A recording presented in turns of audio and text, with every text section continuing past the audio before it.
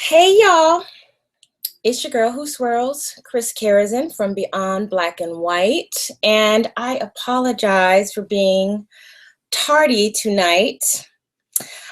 I had some celebrating to do, and I forgot to get the libation that you are supposed to have when you are celebrating, and that is champagne, or in my case, Prosecco. Prosecco is a Italian sparkling wine. Um, it's like champagne, and I'm celebrating. Yes, I am. Why am I celebrating? And I want you to celebrate with me because it is now cocktails with Chris time. Why do I want you to celebrate with me? I hope you guys got yours. I've got my Prosecco, and I'm having it put in a this is like a stainless steel champagne glass that was a wedding gift for 2702. That's when me and Mr. KsC got married. And it says CKD on it. I don't know if you guys can see it. Keeps the champagne cold, but why am I using this glass or this goblet?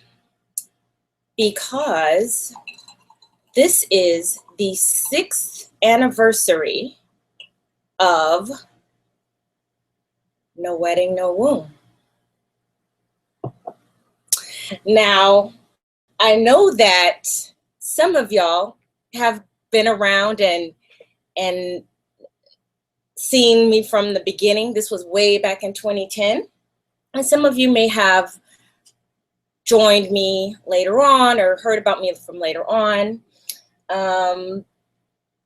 But yeah, it was a major thing, and so I'm celebrating. And what was No Wedding, No Womb about? It was the first online initiative, the very first online initiative to bring awareness to the 73% out of wedlock rate in the Black community. Nobody had ever done it before. I got 100 bloggers who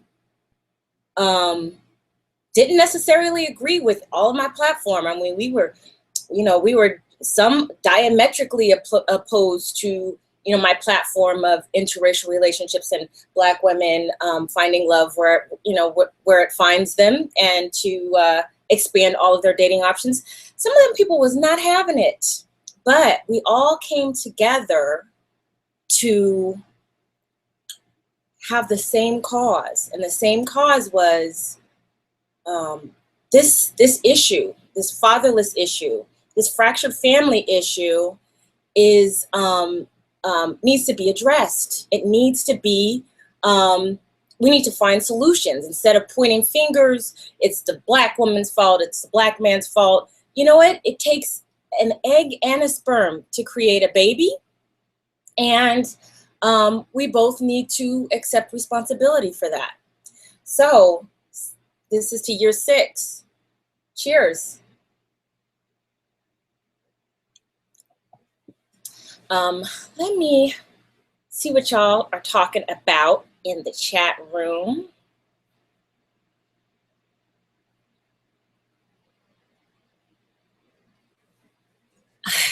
I see everybody is there. Thank you, thank you, thank you. See Nemesis.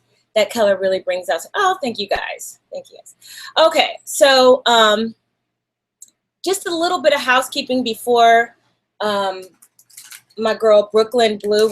We're coming together because we are going to share our baby mama stories. Because again, No Wedding, No Womb was so novel and so revolutionary. I got so much pushback, but the night that we launched, and see what I did was, because I have a public relations background and I have a marketing background, I knew the way that Google worked, that if I had 100 bloggers launch their blog at the same time using No Wedding, No Womb and using the hashtag on Twitter, that it would be something that would trend to where nobody could ignore it. And the night that we launched, it was midnight when we launched. And it was tweeted and retweeted over 100,000 times in one night. One night. Oh, Breukelen is here with us. Hey, Brooke. What's up, lady? I was just telling them about No Wedding, No Womb. Now, you were familiar with me at that time, weren't you? I was. I mean, I knew who you were. I remember when everything was happening. I remember some of the controversy. Some people did not respond to it. You know, they thought you were being judgmental and all that stuff. But I remember it, and I remember what was going on at the time. I was not the Breukelen Bleu that everyone. I was not that then. I was just a chick just contributing on YouTube. But I remember it very much so. Yes. Yeah. And what was interesting about it was the pushback. Because I just want to give you a shout out, Brooke, because I just listened to your latest video, Dust to Side Chicks. Dust, girl, dust them off. and it was a masterpiece. It was definitely a masterpiece. And y'all need to, I mean, the knowledge that Breukelen presents, she should never have to ask for y'all to put some change in her little tip jar, which I have actually put in the info section.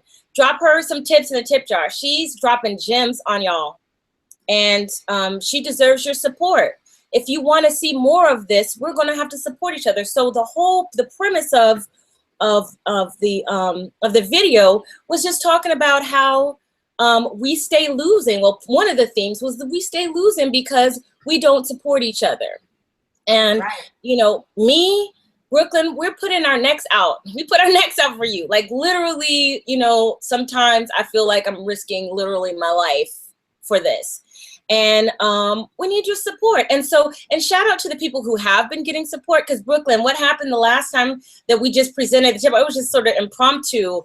And we got just a waterfall of blessings and support. So for those of you who contributed, there were so many I can't even name, but for those of you who contributed and continue to contribute, thank you so much. And if those of you who didn't last week, or if those of you just want to continue to contribute, our contribution for Beyond Black and White, the link in PayPal is there.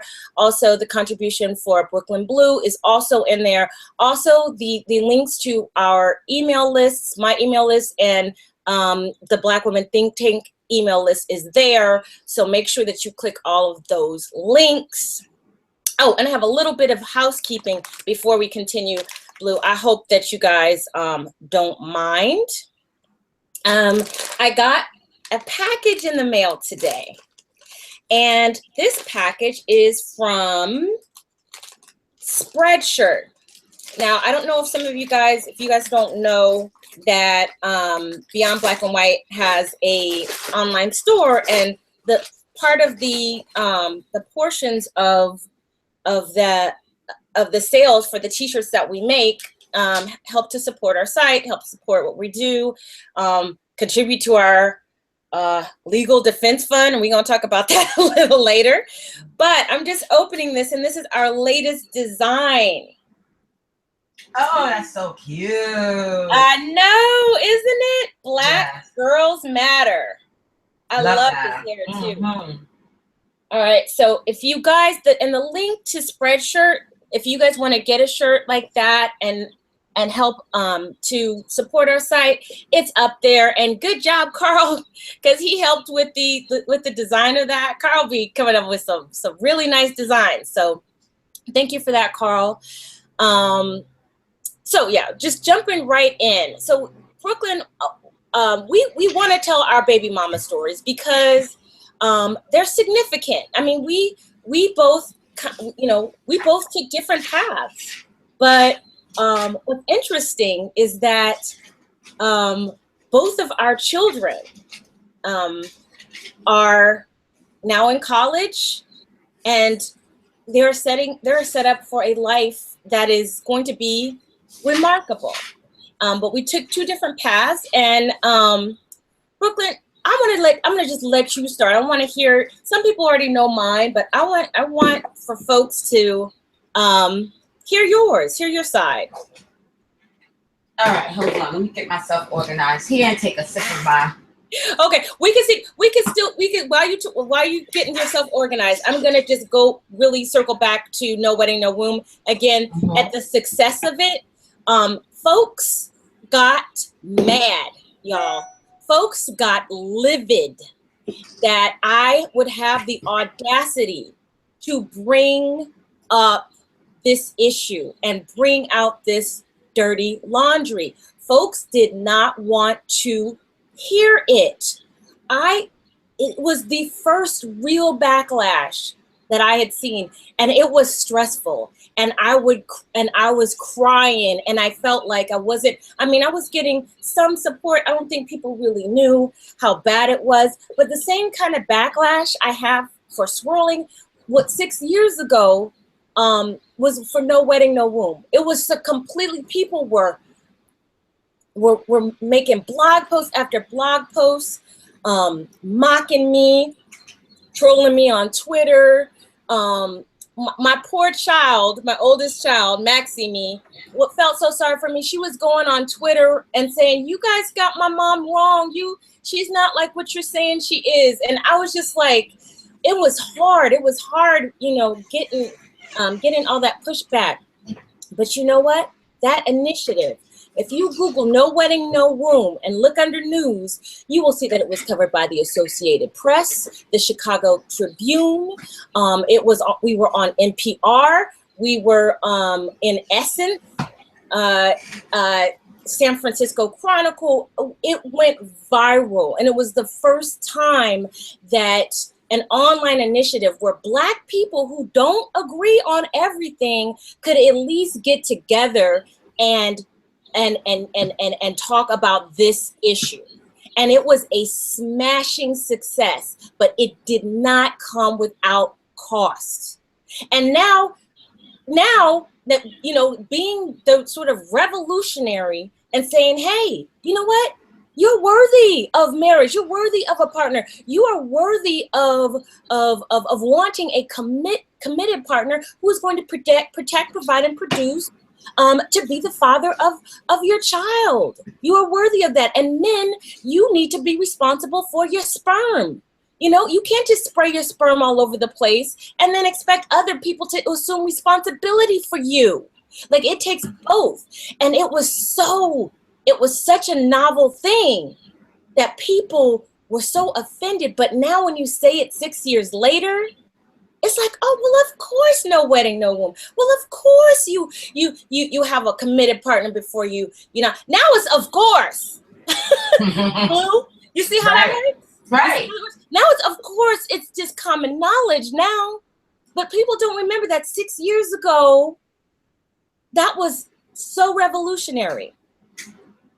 Well, anytime someone is saying something that goes contrary to the norm, right, and the accepted standard, you're going to get pushback, right? And then because it's so shocking to the senses, and it challenges tradition, and it challenges people's laziness. Yes. See, people are mentally lazy, so they don't want to be mentally challenged, and so they settle into a way of viewing the world and a set of ideals and values, no matter how erroneous they may be, no matter how they may not yield what they say the person really wants or believes in.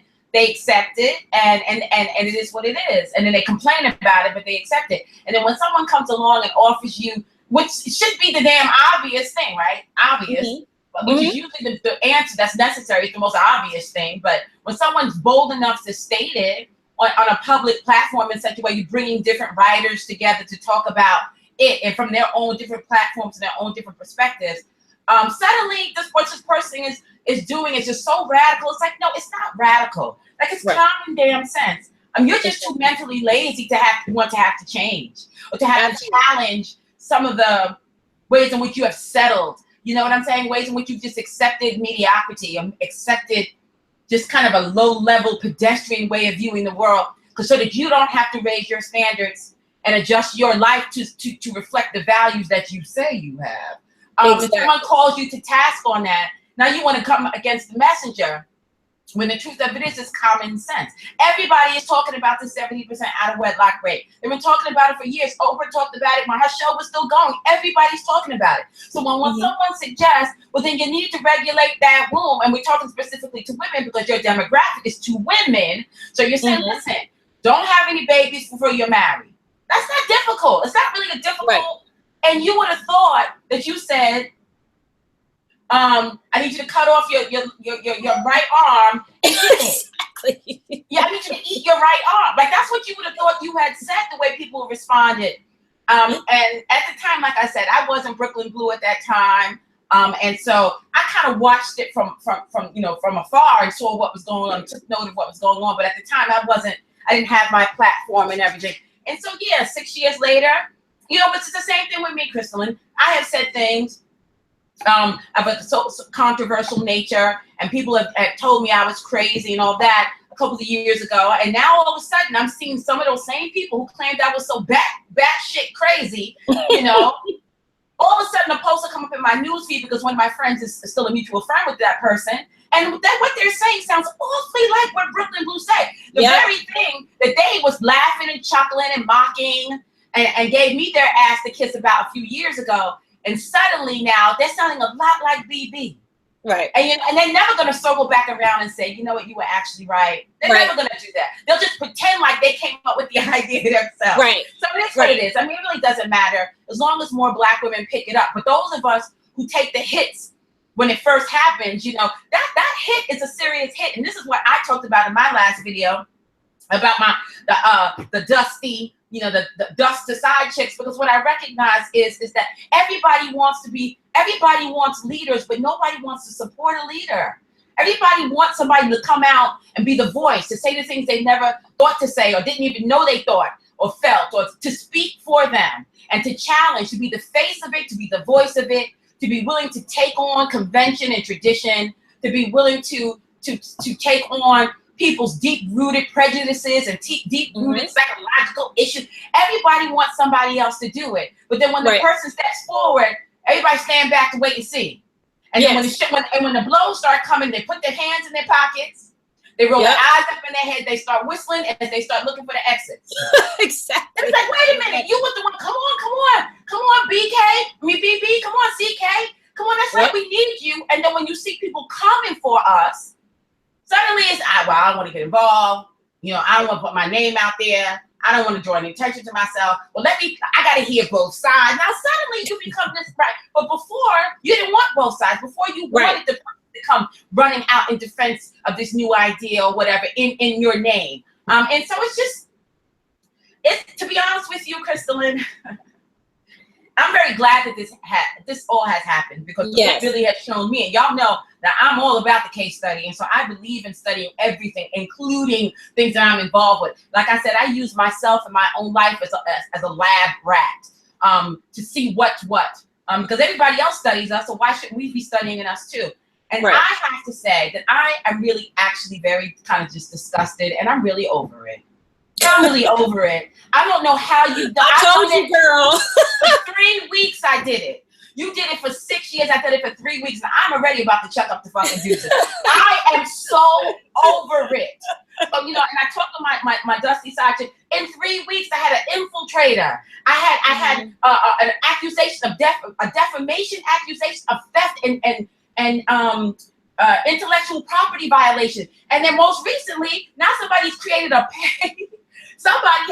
a paid advertisement on their page to specifically to come against, what was it? Telecalls, Google Hangouts, and witches.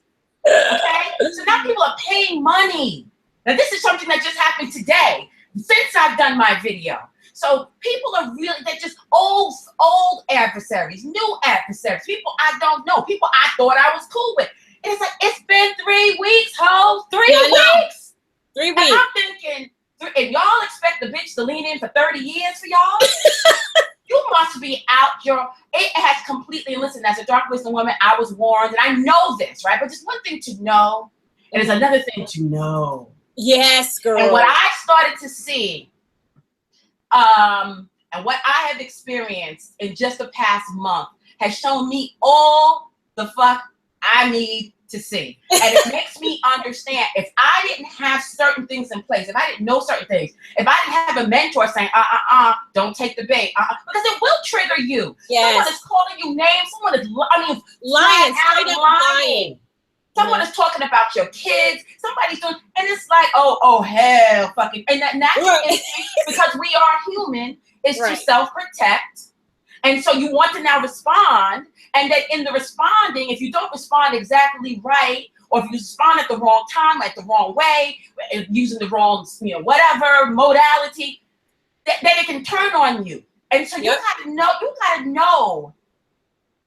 know when to hold them and when to fold them, as they say. If you choose wrong, you screwed. And so I can see how a person, particularly when you started years ago, when even social media wasn't even what it is now 6 years ago. You're by yourself. All attempts at forming alliances have not worked out. You don't have a mentor. You're representing something that is kind of new to Black people, Black women, and you're becoming the face of it. And you don't have anybody to really guide you. I can see how maybe you got triggered at times in your effort to prove yourself. And I talked about this on the Dusty Chick thing too. There's a lot of pressure for us as Black women, put on us by other Black women to be perfect. The very same thing that they get angry about the Black male and the Black community for doing to them, they then do to us. Exactly. Got to be perfect. To be blameless. And if you don't have $100,000 to hire a whole marketing team and PR team and a whole professional team to guide your journey, and you make mistakes along the way because there's a learning curve, the same chick you trying to help is sitting there taking notes. Said the wrong word at 2:45 p.m. Right. And it's like, and they still blogging about it 5 years later. See, I told you she was, meanwhile you've executed all these initiatives to help people, all this other, and they still on that old shit that wasn't even halfway true. I mean, so yes, we see a lot of this viperous stuff that's going on, and it's because of those reasons that a little bit later, Brooke and I have an announcement. So you want to make sure that you stay until the end to hear this announcement, don't we, Brooke? Right. You definitely want to stay for that. Okay, and just real quick, commercial break. People have been asking me, this frost lipstick. Okay, so the frost lipstick I am wearing is from Gabriel Cosmetics, and it's called Seashell. And so I put it on first, and then I follow it up with Shea Moisture lip gloss, and I don't know what this is. I'm gonna have to look it up. My eyes are not what they used to be, but it's a frost as well, and I just put it on top. So if you guys like it, I'll put the links in to where you can buy it. And thank you. I'm watching you guys. So now we're going to talk about our baby mama stories in celebration of No Wedding, No Womb, 6th anniversary. We're going to jump right in, and we're going to talk about our baby mama stories. Both divergent stories, but came to this similar, in some ways, very similar ending. Or not, I wouldn't say ending, I would say rite of passage. Would you say that, Brooke? I would say that. Mm-hmm. Okay. So I want you to start, because some people know what mine is, but I want yours is significant. There's some things about mine that folks don't know, and we'll come together that way. And so ladies, and be clear. Once again, I was the one who asked Crystalline if she would be willing to share her personal journey and her personal story and fill in some things that maybe she has not shared before. I asked her to do this in this work that I'm doing for her, because this is a cathartic process for both of us, yes, as well as for you who are listening. And so we want to make this bigger than just us, right? Because what we're doing is not just about us. To take some of the emphasis off of us and to really show, to kind of use almost like a projector and project it onto the big screen so that other Black women can benefit from what's going on. So once again, I have to offer thanks to you for being willing to share some more of your personal journey, because this is private stuff.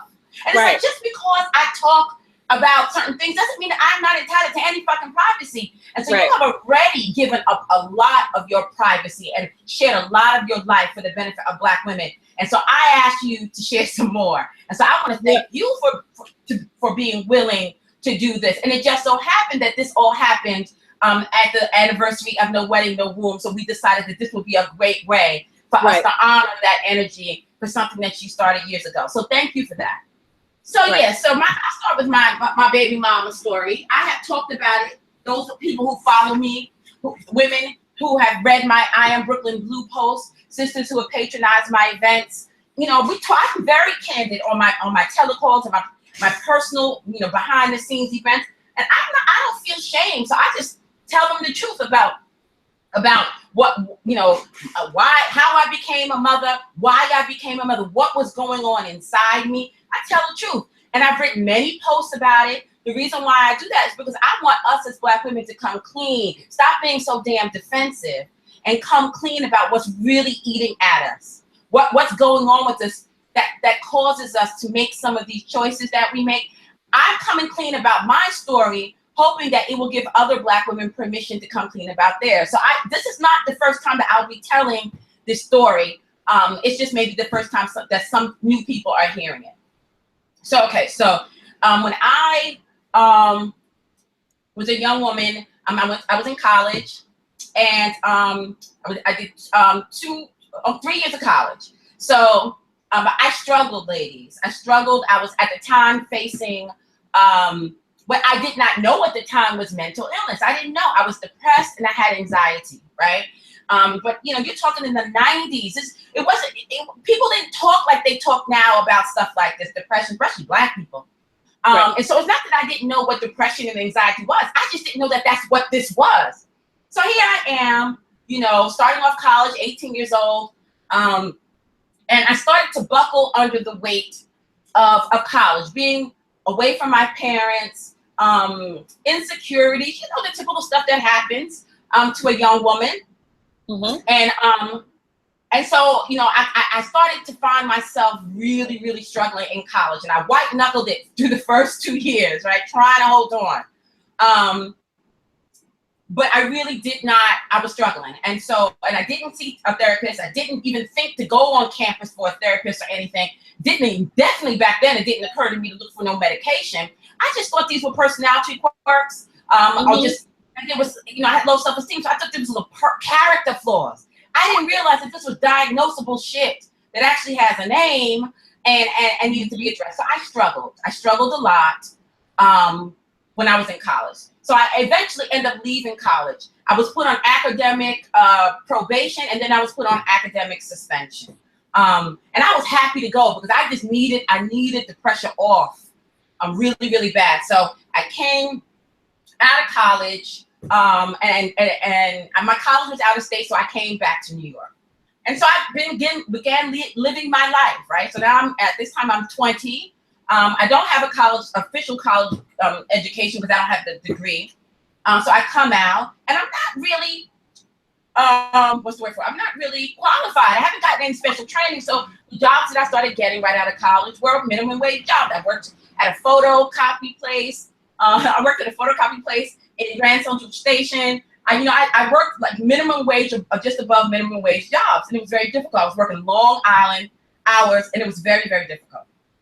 But anyway, I was still struggling with mental illness. I was still struggling with depression and anxiety. But I was living my life. So a couple of years go by. And I'm really now starting to feel the pressure of what are you going to do next? My parents are kind of looking at me side-eye because, we believe in school. You need to get your degree. And so I came out with no real plan. So they're kind of like, well, what are you doing? Everybody's kind of like, what are you doing? I'm bouncing around from job to job. I was a mess. My self-esteem tanked.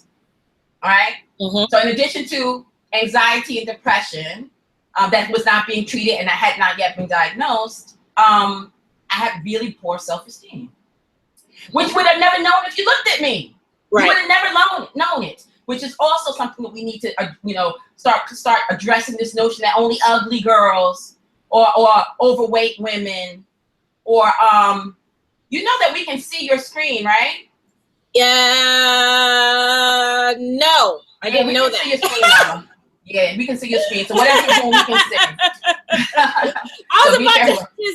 I was about to go to PayPal so that I could name off the people who have contributed. So thank you. Yeah. Now open up a separate screen for that because you don't want everybody seeing your business. So that's right. So I'm going through these changes, and so a seed is dropped in my head.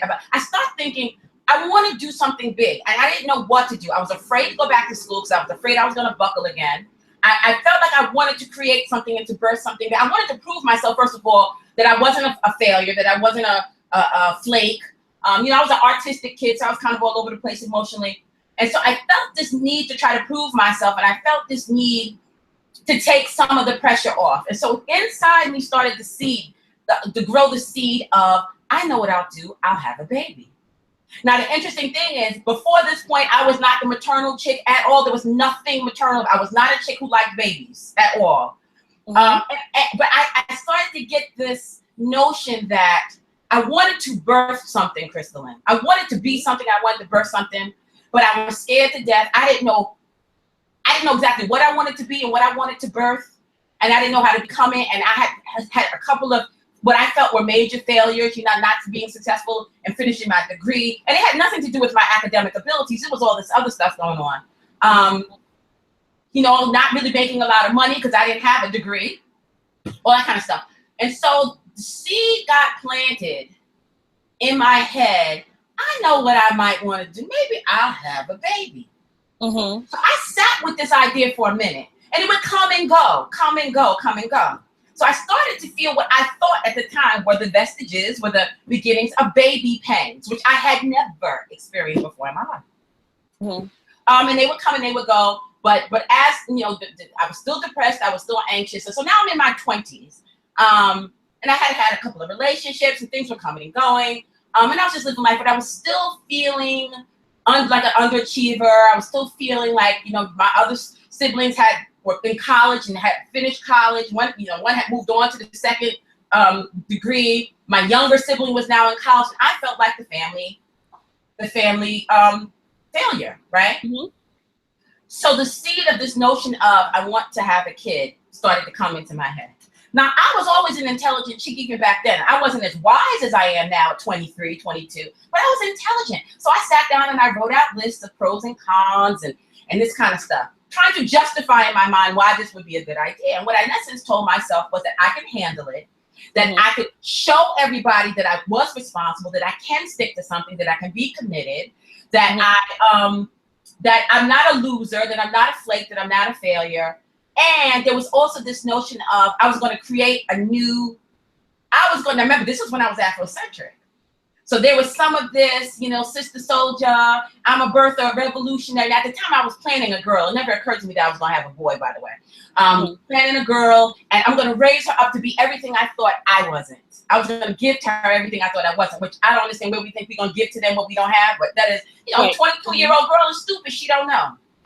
Mm-hmm. And so I met, long story, I'm not going to go into the whole story of how I met him, but I met the guy who would eventually become my son's father. I was not interested in him. A friend of mine at the time, my bestie, kept pushing me towards going out with him. There were some ulterior motives there that I realized later, but at the time I didn't know because I was clueless and naive.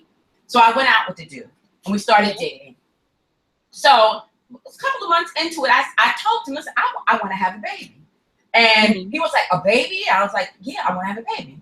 And he's like, I don't know. And I was like, well, I think that's just something I really want to do. Think about it, right? So some more time went by. And so the conversation came a couple of times. And in the meantime, we started, we're kind of establishing a relationship, but there were definitely some issues there. Mm-hmm. Long story short of it is, about a few months into all of this, I kind of started to realize, okay, this guy is not for me. He's really just not for me. Not that he's a bad guy. There were some issues there. There were some cultural differences. There were definitely some socioeconomic differences. He wasn't a bad dude. He just really wasn't on my level. He just really wasn't for me intellectually. He just wasn't. Mm-hmm. And so I started to really think, you know what? I don't think I really need to be with him, and I really don't think I need to be trying to have a baby. Like, Right. I started to come out of it, right? Mhm. I started to shake off the fantasy of it. And I started to say to myself, you know what? So I went, and then also found out that he was still messing with his ex-girlfriend. So, so I found this out right before Christmas. So at Christmas, I went to visit family, and over Christmas vacation, I decided that when I got back, I was going to break it off with him. I was not going to try to have the baby. I was just going to move on with my life and try to figure out what was going to be the next thing. Mm-hmm. I got back from Christmas, and a week later, I missed my period. Oh. Okay? So now here I am, and I wasn't averse to termination. I wasn't averse to abortion even back then. Mm-hmm. But I felt guilty because I had set on this mission to try to have a baby, and I felt guilty. Now all of a sudden, here come the selective morals now. Yep. And I felt guilty, and so I decided not to terminate. But it was a reluctant decision. It wasn't a happy swinging on. It was, oh my God, I'm scared. Well, maybe I shouldn't do this. I don't really know. It was a mess. And remember, I'm still got depression. I still have anxiety, none of which is being treated. And by this time, I actually was working a decent job, by the way. So I was actually working a decent job at this point. I was making decent money, and things were starting to turn around, and now I'm pregnant. Mm-hmm. So I decided, like a dummy, to proceed with the pregnancy out of some faux morality, okay? And it was a very situational morality because, like I said, I did not have an aversion to abortion or termination. I didn't have that. But in this case, I felt obligated, okay, because I had set out on a mission to try to get pregnant. And then once I realized, I actually changed my mind. It had already happened. So I felt guilty. And then I also had a family member say to me, a very Christian family member say to me, when I was expressing my fears and everything, you know, I never forget this person said to me, don't make long-term decisions on short-term circumstances. So this was her way of trying to tell me, don't have an abortion, you know, it'll get better, whatever. So I went ahead and decided to proceed with this pregnancy, and everything fell to fucking pot. I got sick as a dog. I lost 30 pounds while I was pregnant. I kept getting dehydrated. I was going to early labor. I'm only talking about a couple of, I was starting to get contractions. All this stuff was happening. And my mother said to me, if you don't come to where she lived, because my mother was a nurse, you're going to lose. I was so sick now. I lost my job, right? I'm throwing up every day, all day. I can't I was eat. like that too. I'm dehydrated. Well, I was a mess. And my mother said, you're going to lose this kid if you don't come where you have some support. Because at this point, my son's father, at the time I didn't know it was a son, but he had really started to show me his ass at this point. Right. So I went to tell mine because this is so linear with what was going on with me. I went and I stayed with my parents so I could have some, protection and some help. And because now I lost my income, and I don't have no income, and I was a mess emotionally, and I was a mess physically. And so my mother said, well, at least come home so we can take care of you since this is what's going on. Now, ladies, this whole time I was regretful. The whole time I was like, God damn it.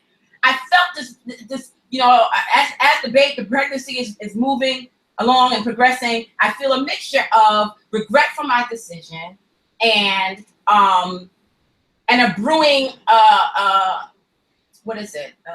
affection for the idea of having this child. So it was very complex. And this is one of the things that, like I said, we don't allow Black women our humanity. And so there's never the thought that there could be several different motivating factors going on at one time. It's always just, oh, you just wanted a thug. Or you just wanted this. Listen, my son's father is not a thug. He's so far from a thug. It's just ridiculous. But that doesn't mean he didn't come. That doesn't mean that he was ready for fatherhood, that he was going to be a good dude, doesn't mean any of that. Whatever you just did, change your screen again. So now we're seeing your screen. Yeah, no, I know. I'm just putting in the chat room. Oh, great. Okay. So you can see what's being said. Okay. So I decided to progress with this pregnancy. It was very, very difficult pregnancy. I had a couple of conditions. I lost 40 pounds while I was pregnant, which is kind of unheard of. I had to go to the hospital several times for dehydration. It was just a mess. And I started my mental stuff started to kick up. So now I started to have obsessive thoughts. I started having, I didn't know it at the time, I didn't notice what it was, but now looking back, now because I'm wiser, I noticed what it was. I started to experience really extremely bad anxiety. I was depressed, and I started having obsessive compulsive ideations with some behaviors, extreme hand washing, just a whole bunch of stuff. Because what it was I was scared to death about this responsibility that I took on that I knew I was not ready for, ladies. I felt guilted into it after I had made, I threw good money after bad. I made a stupid decision. And then rather than correcting this decision at the very beginning and moving on, I felt guilty. So then I proceeded with the first stupid decision, which then led to a whole bunch of other, then my whole life became one big stupid decision. So this was what was going on. And so I was really sick and everything. So, but I eventually had the baby, and the relationship between me and my son's father was very volatile. And the first year I wasn't even in New York. I'm still staying with my parents. And just kind of trying to figure things out. I went on welfare for 8 months and WIC for 8 months. I did that whole thing. You know, I really put myself in an ecosystem that I did not really know anything about by this decision. I didn't come from that kind of world. I came from 2-parent household, married couple. I always lived in a home, college educated, siblings and first cousins. You know, typical middle class person from both Caribbean and Southern roots. So I got both lines coming in. And so that one choice that I made, ladies, put me back 2 generations, 3 generations, because of guilt and because of silliness and because of low self-esteem and untreated mental illness, and then feeling guilty with my full selective morals, which is why these are the things I talk about in my platform. So anyway, long story short, then came the process of now having to survive. And I eventually moved back to New York and started to build my life. And it was a slow going process. I took 3 or 4 steps forward, 2 steps back, 4 steps forward, 3 steps back. But things were happening. I went back to school. I took classes here and there. Now my skill set was better. So now I was able to start working better jobs. I started temping at different places. And as my skill set started to grow, so did the type of earnings potential and the types of jobs that I could get. And so now I'm actually making decent money, but I'm still struggling. I'm still got depression that's not treated. I still have anxiety that's not treated. And I'm struggling under the burdens of mothering a child by myself, a male child, which I was completely unprepared for. And just the struggles of single motherhood, just single fucking motherhood. Yes.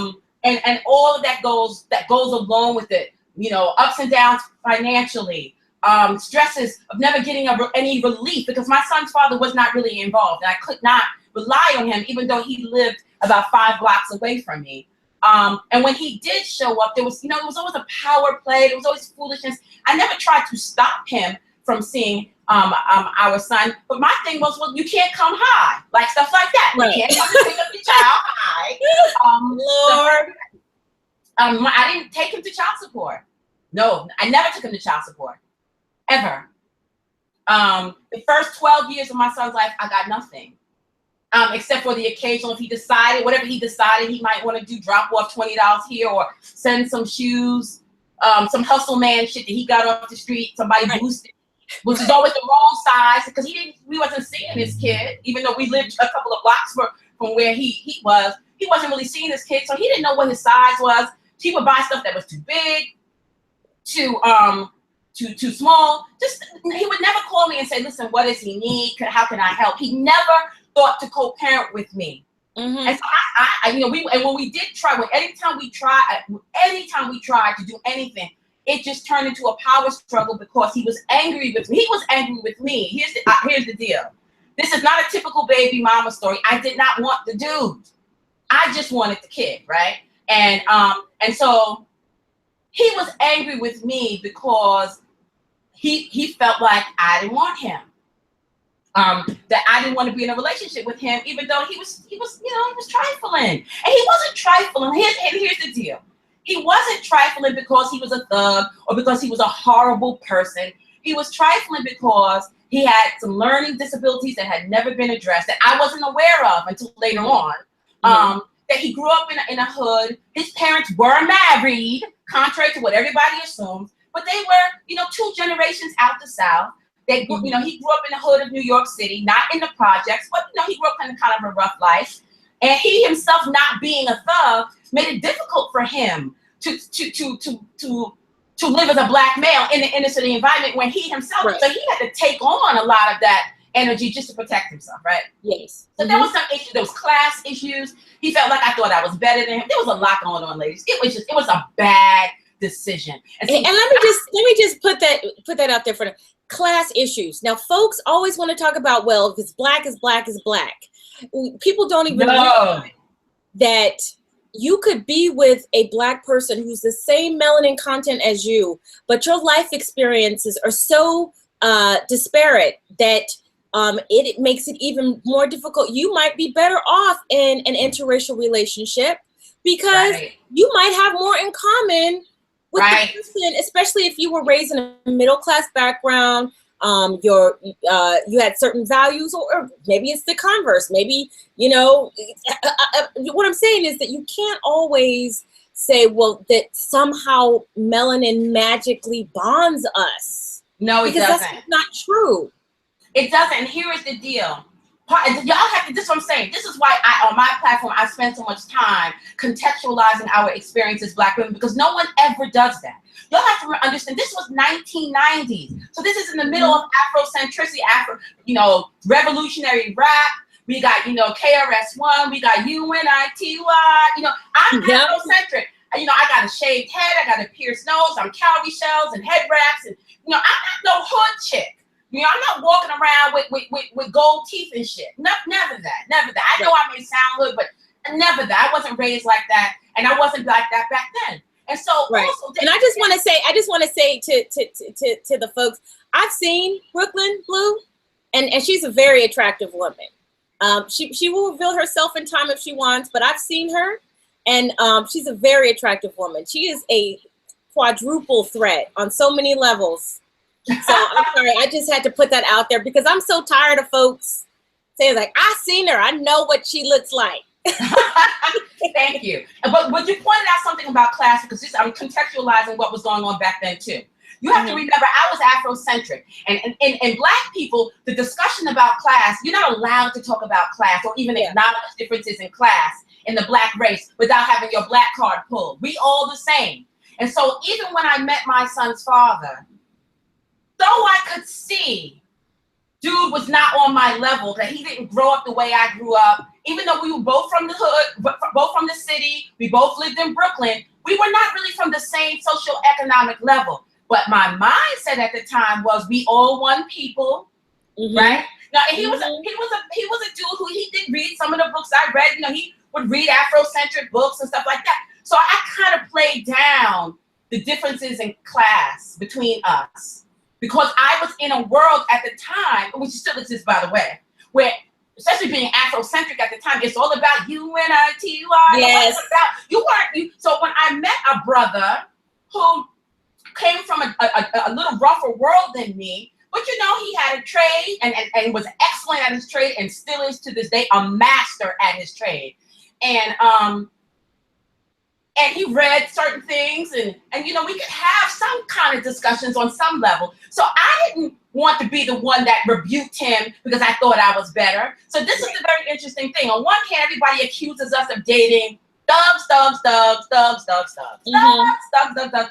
Not even understanding, put that shit into context. Exactly. This is 1993, 4, 5, 6. So this is in the middle of black people's consciousness, and this is kind of, what's going on with the Afrocentricity and this rap and KRS-One and this Public Enemy and it's all this stuff. And so there was an air of, we need to work together. Don't look down on your fellow black person if they don't come from the same world you come from, if they didn't have the same opportunity. And so that played into some of the decision making too. So even when I saw this guy wasn't on my level, it's not that he was a thug and I chose a thug because he was some rough dude. He's not rough. Okay, he's not a big guy. I'm taller than him. He's smaller frame than me. He's not a thug. There's nothing thuggish about him. Had I understood what I understood now, I would have accepted that there were cultural differences that were based on class. And whether or not we were both Black didn't matter. The fact was that he really wasn't on my level. And more so than me rejecting him, he couldn't handle my being from a different world, which is part of his issue with me to this day. That he feels like he had an opportunity to get with a certain kind of chick, and it didn't work out. And so he's angry. So So this is a very interesting spin on everything, because they want us to capitulate to this thought process of we just choosing low bred dudes, we just choosing thugs.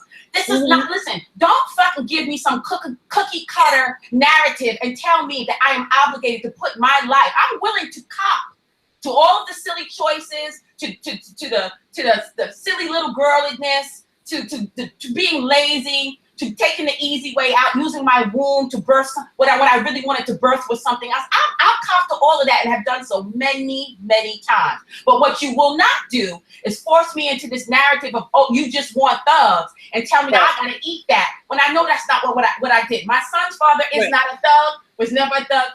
He was not on my level socioeconomically. But remember, the Black race we're not allowed, even to this day. They telling C-level Black women C-level executive Black women that they supposed to date the garbage man. They still pushing this shit. So anyway, long story short, Kristlyn, I had ups and downs in my life. I struggled in motherhood. I was what I call a reluctant mother. I loved my kids, but I hated motherhood. I hated the restrictions. I felt regretful. I realized this was not a prudent decision. And I saw the struggles that my son went with, because he inherited his father's learning challenges. So I had to now advocate for him. I don't have no learning challenges. So clearly he got it from his father. Now he has a high intellect like me. But he has reading issues. I had to now try to navigate and get him educated and fight against all of these different entities and factions that would try to throw him off course, and also protect him and try to insulate him from negative Black culture, particularly Black male culture. It was just a mess, and it was a lot on me, and I struggled emotionally even as I made progress in life. But I busted my ass to make sure that my and listen, my son, even though there were times when I personally had some financial struggles, my son lived a very middle class lifestyle. My son was traveling, he was doing things, he was in programs, spending time with family. He already had a passport. This wasn't some hood chick and her illiterate kids sitting in some room with cinder blocks for walls in a damn projects. I lived in my family home, which was worth a lot of money. People just assume that because of the way I talk, and because I talk about the dark side of my journey, that they want to now try to, like I said, create some narrative and force feed me into it. I'm not gonna let you fucking do that shit. My kid lived in a home worth more than most of you, most of the people listening, and their parents and their grandparents combined. So it was raised like that. So I was the person, and I will cop to this. I've said it many times. I was the person, and ladies, now here is the deal. Now this is the one area where I will agree somewhat with the admonishments of Black males. The choices we make matter. Okay? And they matter more because we are the first cause. So unfortunately, you're not allowed a lot of room to make mistakes, particularly when it comes with your womb. I made a mistake with my womb. I had a child out of season by the wrong person for the wrong reasons at the wrong time. Period. And I will never ever, you're never gonna catch me saying, well, I don't ever want to say that because I don't want to sound like I regret my child. All children are a blessing. Get the fuck out of here. I was not a blessing to my child.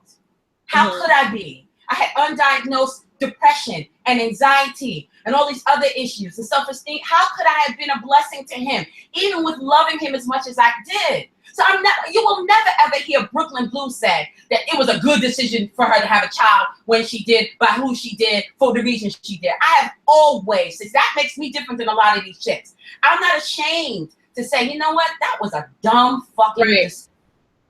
That was a dumb decision, and it was a mistake. And I don't care if it hurts people's feelings for me to say that a baby, a child, a pregnancy was a mistake. For me, it was a motherfucking mistake. Now that I'm older and wiser and know certain things, I realize when you have a child out of season, when you have a child for the wrong reasons, when you have a child, not thinking about your bloodline, only thinking about yourself, when you let children happen to you, when you don't take precautions, Yes. you don't plan them out, when you haven't secured the world that they would be born into, that you don't have a complete situation with a man and a woman who are willing, happy, ready partners, Yes. mature partners, financially stable partners who are ready to greet this life. And also with the extended family and stuff that's going to be there to help you. Like they say, a village takes the child. When you have children under any other circumstances but that, then you are out of pocket as the first cause. See, that I will say that. And so I have said, that's what I did. And so I set both me and I derailed my life 20 years. And I set my child up for a life of unnecessary struggle. And that doesn't mean that every moment of his life was a struggle. He always had everything he wanted and most of everything he needed and most of what he wanted. And he lived really a spoiled life in some ways. But I set him up meaning that I was a mess. I was unsure of myself. I had self-esteem issues. And so I couldn't be the best mother to him. And I couldn't enjoy motherhood because I was on the grind. Right. Now, if I had a partner who was taking some of the weight off of me, then I could have relaxed more and enjoyed motherhood more and not been so frantic and afraid all the time. Yes. And that would have, and then maybe I wouldn't have been as depressed or full of anxiety and just been all over the place. So anyway, ladies, I grinded. You know, my mother helped me. My best friend at the time, who was Dominican, helped me. Some of the women in my family helped me. And I did the best I could. And as I started to wise up, become more sure of myself, I went through some, stuff in life, back surgery, all that kind of stuff. When I came out of that stuff, I said, okay, now it's time for me to grow up. Yeah. Okay. And so this is when things started to really change. And I started to take control and ownership of my motherhood, myself, my relationship with my son and all of that. And so I was like, I'm a human being. Yep. How many of these people who sit and judge came from great families, even when their parents were married? Half of these people who got something to say about out of wedlock children came in fucked up households, whether their parents were married or not. So we are all out here living our lives. So I was living my life. Long story short, ladies, push forward. I finally got after I hit rock bottom, I finally got in treatment for my mental illness. I finally got in treatment. And here's the deal. By the time I finally got in treatment, I was diagnosed with depression, bipolar 2 disorder, and generalized anxiety disorder. I was a mess. And by this point, I was already in my 30s. So I had to completely fall apart. Okay? And once I started to get in treatment, started getting some medication, and I did my due diligence. I did journaling, and I did yoga, and I did, meditation. I did my due diligence to help myself too. And over time, I slowly started to build myself up. And then I, eventually found dark wisdom after my son was attacked. And I'm not going to go into that long story here. My son was attacked on the street, and I ended up, seeking out the woman who is now my mentor because I just couldn't handle, with what I've been told just to forgive and forget. And she was the only person who said, fuck that forgiveness shit. This is what you need to do. And she was the one who gave me permission to start thinking about myself differently and start becoming a warrior mother, right? And so not caught up in the regret of motherhood and all the weird feelings. That be a warrior for your child, be a warrior for yourself and your bloodline. And she was the one, and then started to teach me how to do it. And that eventually led to your girl Breukelen Bleu. And so now my son, I got him educated. I helped him got his reading situation straight, got him, all of the extra help that he was going to need for his reading issues, because he has a high intelligence, but he just had a difficult time, a little dyslexia. I advocated for him by myself, and took on the New York City public school system, took on heifers, haters, and hoes. I took on black men who were trying to come up against me because they didn't like.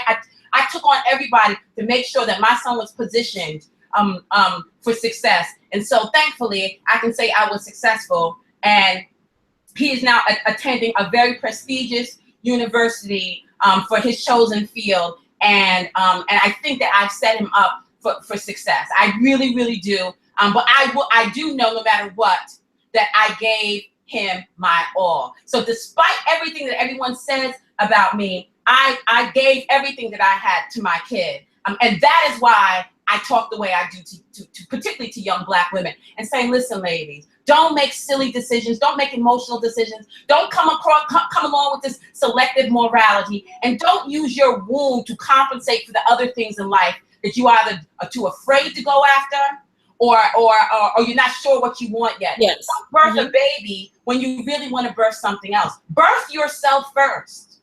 Absolutely. Birth yourself first. And then later on you can have babies and stuff. What Black women do is use our womb to replace our children, become our honorable mention, the consolation prize. We have gifts and talents. And listen, I can write, I can draw. When I was younger, I could dance. I had an eye for fashion and design. I was pretty, I was tall, I was thin.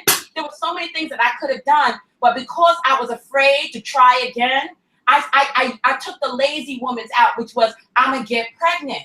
And this is what we do as Black women. And then later on, when someone asks us about it, oh, it just happened to us. No, you allowed yourself to get pregnant out of laziness and out of fear. And sometimes out of fear of success and fear of failure, to give yourself an excuse not to try to get the love you didn't get when you was a child, to try to relive your own childhood, which may have been very unhappy through this child. And see, this is, in my work, I address all of this stuff. And I say, come clean, tell the truth. Admit to yourself why you had all these children. Don't lie about it. Don't lie. It doesn't make you a bad person, but stop being so fucking defensive and defiant about it. It doesn't make you a bad person. It makes you human. But stop lying, because when you lie, the younger sister who comes up behind you believes your lie, and then she repeats the same cycle. Absolutely. Somebody has to come up and say, stop it, which is what Breukelen Bleu does. She tells y'all to stop it. Just stop it. I wish somebody had told me to stop it back then. Right. I wish they had.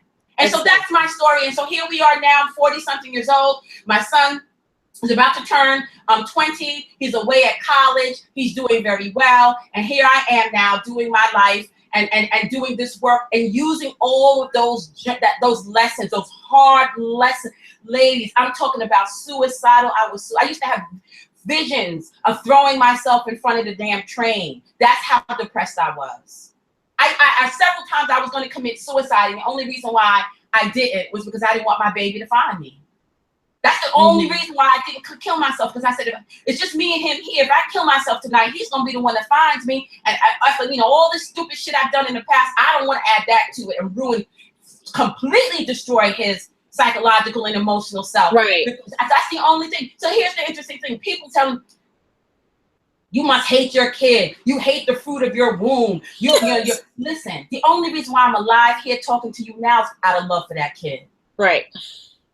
That's the only reason why I'm here. And so when I tell the fucking truth to Black women and I stop lying, every child is not a blessing. And that's not the question you should be asking anyway. The question should be, are you a blessing to your children? Yes. Black people have to stop with this bullshit. This light worker bullshit about every child is a blessing. No. Your child could be the next Malcolm X, or he could be the next fucking killer, raper. Right. Stop it. Exactly. He could be that dude that shot that girl in the eye at the hangout. Right. So I don't lie to Black women. I tell you the truth, and I tell not from a place of judgment. I tell you because I went through it, and I'm trying to spare you. And here's the deal: I'm trying to spare your children. Right. Because even though I did, I think, a really good job with my son, given the circumstances, I see the gaps in my motherhood in him. We talk about it now, and I tell him, listen, I apologize. I didn't know what I was doing. I was silly. I was young, and I was stupid. And listen, go get some therapy. Whatever you need to do to heal yourself for whatever mommy didn't give to you, you have my permission. You have my permission. You can change your name. The only thing you cannot do is bring home a white woman. That's the only thing you can. Anything else you need to do, have at it. I give you life. I gave you wings, fly. But just because I can't undo my child, he's here. Well, I can tell the next Black woman, hold up a second.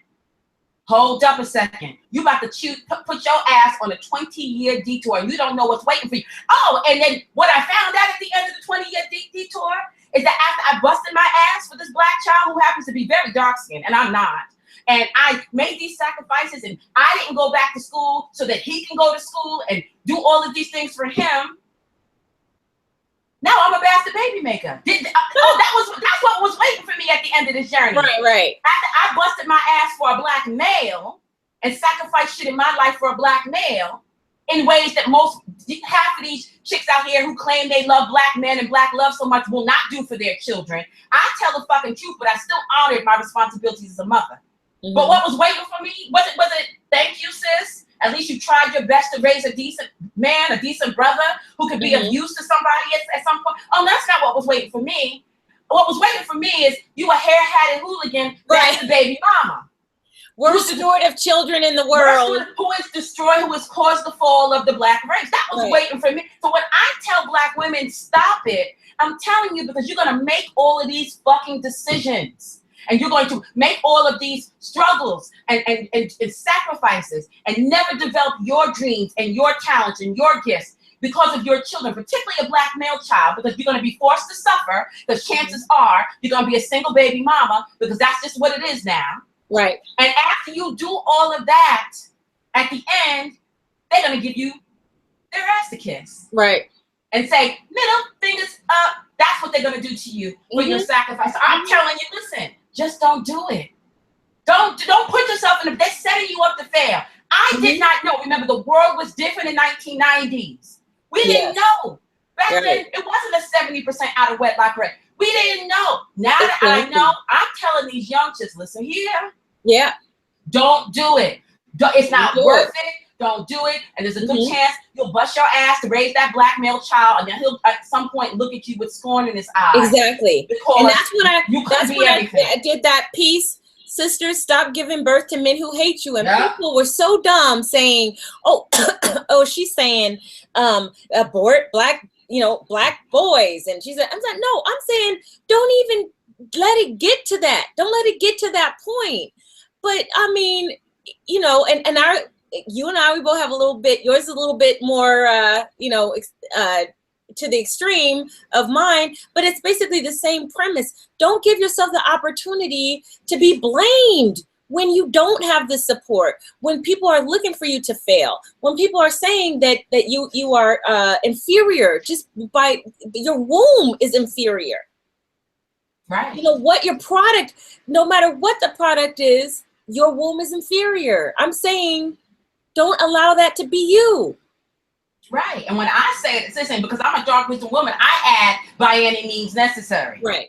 And that's what gets me in trouble. I'm not saying, listen, if you do what I tell you to do, you won't even be in a position where you have to go by any means necessary. Right. If you stop it, you won't ever have to make some of the hard decisions that I have suggested may need to be made. But if you listen to wisdom on the front end, you won't get fucked on the back end.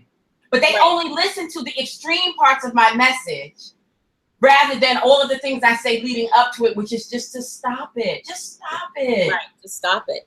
Just stop it. And so that's Breukelen Bleu story, y'all. So you've heard it from the horse's mouth now. So if you read it on Lipstick Alley that I did this, that is, listen, you come back to this video. This is what happened. And I've always been honest. The good and the bad, I take responsibility for my poor choices, but I'm also going to take responsibility for the good work that I did. And you are not going to deny me that. Right. You're not going to deny me that. When my son calls me, he thanks me now. When he calls me, he tells me, Mommy, I appreciate you. I love you. I know what you have done. I know that you've given up and you did everything you could. And I thank you for it. So you're not going to deny me my spoils because you want to punish me for my failures. You're not going to do it. I'm a light. Listen, I'm a dark wisdom woman, but I have both light and dark. I'm going to accept my. You're not going to deny. Your Wi-Fi is going out. It froze. Ooh. Okay, Brooke, I can't hear you anymore. I would maybe suggest signing out and then coming back in because I cannot hear you at all. And my screen isn't frozen, so just want to make sure. You guys in the chat room, is my screen frozen or can you see me? Am I still talking? Can you see that? Okay, yeah, all right. So Blue, it looks like it's on your end. So sign off and then come back. And it's probably just a little kink in your connection. So while she's coming back, I want to tell Uh-oh, wait, so yeah, she's signing out, she'll come back in. So isn't this always the way? Like, you know, the sacrifices that women have to make in order to be worthy of any type of praise. I mean, people are slow to praise, but quick to blame. And Blue was telling her story. Was an amazing story. I knew about it. She's known some stuff about me, which I'm going to share with you. Brooke, are you there? Yeah, I'm there, girl. Okay, that's perfect now. Sorry. So listen, that's my story, y'all. The beginning and the end, the good and the bad of it. And I've always been honest about my journey so that other Black women can benefit. The ones who are coming up behind me, who may be able to make different choices and avoid disaster, the ones who make similar choices to mine, and now need to kind of reflect back and get honest with themselves, and even the older sisters who came up in a different time, but maybe made similar choices or were forced to make similar choices. I'm honest about myself. There's no reason. I don't feel shame about it, y'all. Yeah. I don't. It was stupid, but guess what? I see stupid choices around me every day. You think I'm unique in a stupid choice? Right. Exactly. At least I tried to make right after I did wrong. At least I did that. So many people I see do wrong and then continue to do wrong. They don't try to do anything to make up for it. So no, you're not gonna lay me down with shame. You can call me a bastard baby maker. It really don't matter to me, because I know half the people saying that to me are bastards. Right. But I am some not. Of these folks that say it, they got, they may show one kid on camera or two kids on camera, but they got 4, 5 hidden children. We're talking about hidden shades. We're talking about hidden children up in here. So that's what I'm just gonna say about that. Now, I'm going to tell my story, but just a quick break, interim commercial break. In the info section of this hangout is the mailing list to Breukelen Bleu's Black Women Think Tank, and is also the link to her PayPal. This is what will continue to sustain her. You guys see how brilliant she is. Like, it doesn't even need to be reinforced by me. But here's the thing, you guys. There are people on this platform who are making $1 million trashing Black women. They are. And the head bully in charge just recently took a shot at me today and promised more bullying. And, we talked about how, Black women don't have a lot of support. So I'm seeing, the head bully in charge promising more hell to come. And this person is not beneath sending his minions to false flag videos. He is not beneath putting in false claims or what have you to get channels suspended. And he is not beneath sending his minions to harass and threaten. And this man is well financed in doing so. And think about the people who are on this platform, the women who are on this platform, who are the antithesis of that head bully of the He-Man Black Women Haters Crew. And look at how well they are financed, and look at us. And so I'm just asking you here, this is not something that, that we're doing that does not involve some risk. So, support us. Show, y'all giving, like I said, y'all giving money to prosperity pastors, giving 10%, we're not even asking that. There's 279 people on here right now. If everybody gave $1, to each one of us, that would help support, that would help us. We may at some point have to pursue legal protection. And so, like, every little bit helps. Like, this is our way of fighting back. If you want the voices to be heard, you have to support the voices to be heard. And that's just period, point blank.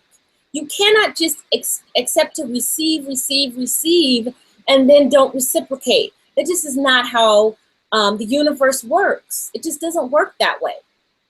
And also, here's the deal. I just laid out, my entire life journey. And even though I'm like I said, I feel no shame about it. It is what it is. That somewhere right now, somebody is taking notes so they can go upload a video twisting what I said. Oh, so yes. We told you and I'll be seeing some posts and shit about me, how they took my story. Now they're going to be responding and trying to deconstruct what I said, because you're going to always try to turn anything that I say into something that can be used against me. I am risking, most people don't want their failures and their bad choices and their struggles with mental illness. Nobody wants that shit talked about on fucking social media. And I'm willing to share my journeys because I know I know other Black women can relate, they'll benefit from it. And so, that's what I said in my thing. Why should I be the one who's only willing to take a risk or only willing to invest here? I don't have to share the story. I have the wisdom. I can be mom's the word and say not a word and watch all these chicks coming up behind me doing the same stupid things I did, not getting diagnosed, not getting treatment, birthing erroneously out of season, and I could not say a word and keep my wisdom to myself. And then look down on them like, sucks to be you. I could do that. Right. And not subject myself to, I know what's going to happen when they hear this video and run off to Lipstick Alley and run off to the He-Man Black Women Haters Club and their handmaidens and start cranking out videos. Oh, Breukelen Bleu said, such and such and such. And Breukelen Bleu said, let's try to just be lying. And so why would I do that for people who don't even see me as worthy enough to invest back, to stick up for me when people come? Why would I do? How long you think a bitch gonna do that? Because I'll tell y'all something. Listen, you good, Crystalline. I'm not gonna do this for 6 years. Like not publicly. I ain't gonna do it. It ain't happening. You are a much better woman than me. I'm not going to do it. And so how long do you think I'm going to keep giving and making myself vulnerable? I see it even now in the damn chat room. Right, I know. We gotta do troll spray, me, Carl, in the chat room. Right. And so how long am I supposed to continue to share my stories and tell the damn truth? They always say Black women need to be accountable. Listen, Breukelen Bleu takes accountability. You will never hear Breukelen Bleu try to scapegoat or anything. I accept my role in the situation. But like I said, I'm going to accept my bad choices and my accountability, but I'm also going to claim my wins. Despite everything that I said, I raised a pretty decent dude. You know what I'm saying? Who's not raping and pillaging. He don't listen to hardcore rap music. He don't disrespect girls. He don't do any of that stuff. He don't like any of that stuff. He don't want to participate in none of that culture. And he paid a price for not participating in that mess. You know what I'm saying? So I'm going to claim that as a win too, because at least one can say I contributed to the problem with my initial decision, but I didn't continue to contribute by raising another Black male that's going to grow up and then continue the cycle on with the next woman, mistreat Black women and tear the Black community up. At least I didn't throw good money after bad. So I'm going to claim that as my motherfucking win, and you're not going to deny me of that. But I had to share my story in order to make it clear. And that gives people ammunition against me and ammunition against him. So that's a risk that I'm willing to take to share my journey for the benefit of other Black women and to constantly be giving my ass the kiss. Right. Y'all think a bitch gonna do this shit forever. You out your listen. I suggest that you get on my email list stat. And I'm just gonna leave it at that. I suggest you do that because I'm not going to do with you. Crystal, you a better woman than me. I'm not going to do it. Right. Well, and that will lend to what we will be announcing later after said and done. So now it's time for my story. And you guys, a lot of you guys know my story, but there are certain elements of that story that I was telling Blue about. And she was like, you really need to make sure that you communicate this part. And I hadn't even thought about it. That's because I haven't had the sisterhood and the circle of trust where I could bounce this off of someone who has a different, wiser perspective in a lot of different ways. And so we've been talking, we talked like 20 hours, has it been? Gosh, we talked Yeah, we talked a lot over the last couple of weeks, and some of the Yeah. stuff you shared with me was so powerful. I was like, no, real talk. You need to share, because what they do, like I said, is they compartmentalize us and they try to turn us into caricatures, Christian. Right. Exactly. And we refuse to be turned into them. And so what you do, how do you tell your own story? Don't let them tell your story for you. Exactly. And so you shared a lot, but there are some things that you didn't share. Some I was like, that I think will be very beneficial. So so now let me host you and say, Miss Patterson, tell us about your baby mama story and how you ended up meeting me right here in the middle 20 years later. Tell everybody what happened to you. I was also in college. I was a sophomore going to Loyola Marymount University, which is one of the most prestigious universities in particularly the Los Angeles area and in California. And so while I was there, I went out to, just like this little dinner type, restaurant / club with a friend of mine, and met a man who was 5 years my senior. So I was about, I don't know, I guess we met, I was about 20, 21, 22, and he was 5 years my senior. And he was gorgeous, 6'2", dark, had facial features like a Greek god. So he was like really dark skin, but chiseled jaw. I mean, he was a model at the university that he went to.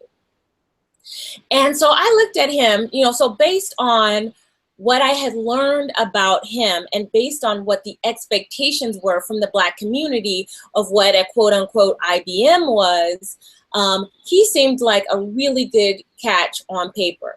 Not only was he gorgeous, like I said, 6'2", dark, very dark, chiseled skin, chiseled features.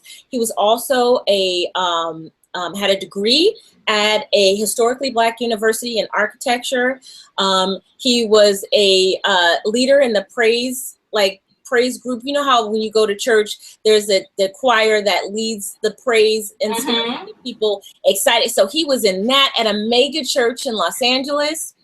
He didn't have no kids, never been to jail, had his own place, had his own car. Check, check, check, check, check. And we giggle, don't we, Blue? Because later on, some folks trying to say he was a thug. I'm like, really? This is a thug. Oh, okay. All right. So we dated for about a year, and I got to take some responsibility. It was always kind of rocky. He was always kind of, just he had a lot of expectations because he was raised by a single mother, and what he saw was a woman who did a lot of the work. She worked 10, 12 hours a day, then came home, put in the second shift, cooked and cleaned, paid for his school, did this all, foregoed her own happiness because his father, while he was traipsing all over getting other women pregnant out of wedlock, because again, like he was a product of an out of wedlock birth in 1968 when that shit was not cool.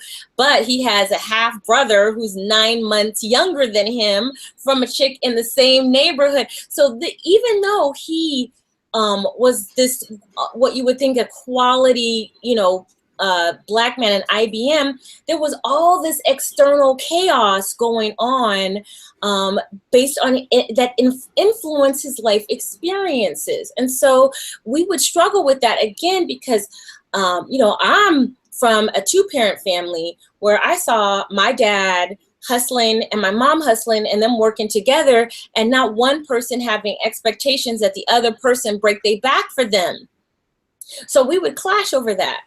But, so I was on the pill at the time, and I'm one of those people when the pill makes me deathly ill. Like I have all of the besides death and blood clots, I am that chick that has all of the all of the side effects when it comes to birth control. So I had to eventually wean myself off because it was just too unbearable. I'm trying to go to school, and like it caused my brain fog and extreme nausea and all this other stuff. It wasn't even about the weight gain. I didn't even gain weight. I was just sick all the time. So I said, I gotta do something. So I was transitioning out of getting off of birth control, and failing to do the rhythm method.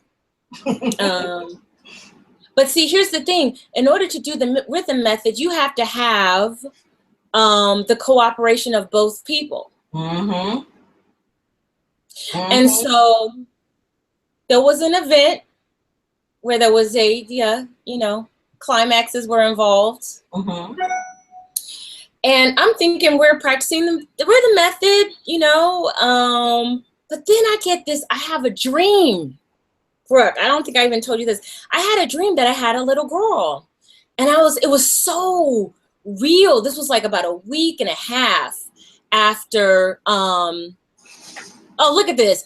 Kristlyn wanted to drop this dude because he didn't want her, and now she mad. Got it. Okay. Like I said, they always want it, like, no matter what we said, we can. I know, it doesn't matter what they say. Right, they just want to say that. Get a life. Right. And they don't have nothing else out of here. Night, right? Out of here. Yeah. Okay. And so I woke up and I told him, I was like, oh, I had this dream that, I had a baby girl and I think I need to get a pregnancy test. It was like so real, and he was like, all right. Like he wasn't scared or anything. He was just like, okay. And I was like, well, did you like, you didn't, like the children weren't spilled, the family jewels weren't spilled. Oh yeah, I didn't pull out that time. I'm like, wait, it's been 2 weeks, a week and a half, 2 weeks, when I could have had the opportunity to have gotten Plan B, which was out in, 1998 when I got pregnant. Plan B was out. You could get that by prescription. He didn't give me that opportunity. He just said, oh yeah, I didn't pull out that time. I was like, what? I said, well, why didn't you tell me? And I take the pregnancy test later that day, and sure enough, I'm pregnant. Well, that's what we get for being young and stupid and thinking that this is a we thing. This is like your reproductive health is not a we thing. It is a me thing, a you thing. But we get caught up in this relationship bullshit of trust and all that, and it's a we thing. So we are working on not getting pregnant. But you can't let somebody else make that kind of decision for you. Right, so. Exactly. And so I'm like, oh my God, I'm pregnant. And yes, condoms were good. But I want to tell you guys, I got pregnant with my last baby married with a condom. So, it's not all, you have to use layers of protection. What I should have done was just use the strip. Like say, for instance, you're in a relationship with somebody, you've been in a relationship for a while, the hormones get you. Did you know that there's spermicidal strips that you can put inside? I think it's called VCF. And there's strips right in there that will kill the spermicide. So not only do you use the condom, but you can also use the spermicide strips. So you do not have to you do not have to be at the mercy. Like I let myself be the mercy of whatever his whim was. And he was like, well, I didn't feel like pulling out, so I didn't pull out. And didn't tell me for 2 weeks when I could have done something. That's what we get for trusting. That's so, Exactly. And then when we're not trusting, people say, well, I'm looking at them, well, you could have used condoms, and it's like I said, relationships are really complex, and people act like, it's all black and white. But when they know in their own relationship, shit ain't, everybody's a boss bitch online. You yielded to all kinds of secret shit in that relationship with that nigga you with. You come online and pretend like you the boss bitch and he do what you say and I lay down the law. Listen, knock it off. The black community don't look the way it looks because all the women are boss bitches in their relationship. So knock it off. Right. With the judgment. Exactly. Just so judgy. So like, and let me just tell you, trolls, like nothing you say really affects me about that. You can make up whatever fabrications you can, but the bottom line is this. My oldest child is in one of the best schools in the country for fashion design. She tested as the top most intelligent child in the state when she was in school. So it wasn't just that she qualified for the gifted program. It qualified that she was just one of the top, top smartest little Black girls in the state. So you can say whatever you want about me, but the results speak for themselves. So you can say whatever you want about me, the results speak for themselves. So fast forward. So my pregnancy was like yours, Blue, in that I was so sick for 3 months. I was so sick because, again, I'm very sensitive to the hormone fluctuations, which is why the pill was hard for me, because I was very sensitive to those pregnancy hormones. I would sleep like 12 hours a night. I'm still trying to go to school and all this other stuff.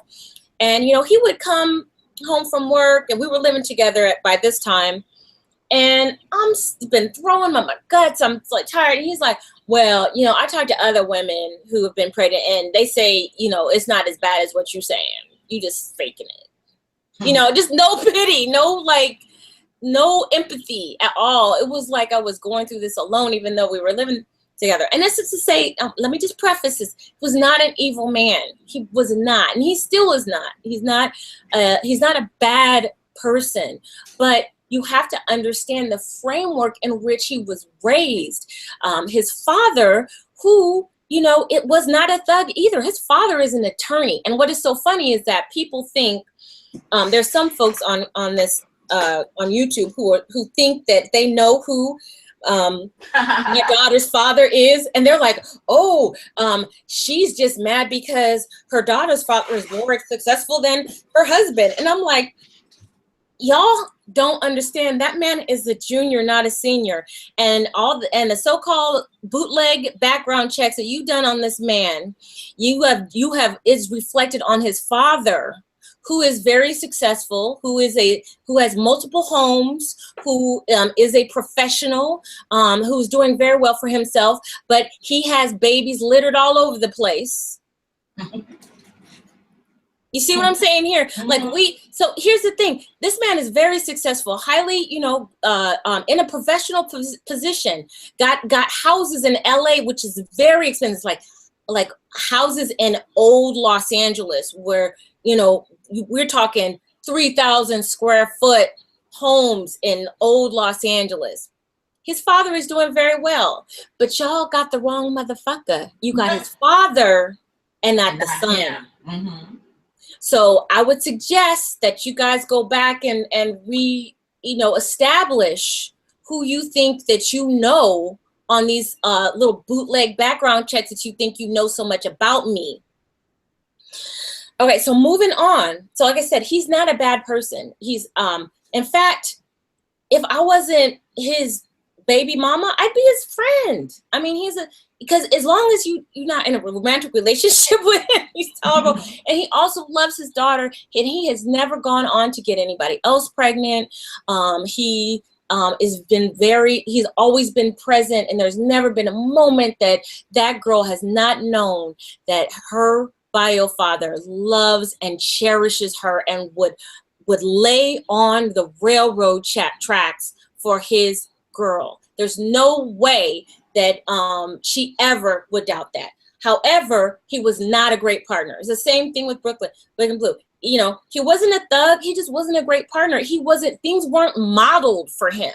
And so seeing that, I was like, look, this is the so-called IBM. This is who everybody said was the pick of the litter, right? I mean, they say, you can't get much better than what I described her father as. And he still was like, well, hey, just because you pregnant with my baby don't mean I got to marry you. And it wasn't like we were together for 3 months and I got pregnant. We had been together for nearly a year before this happened.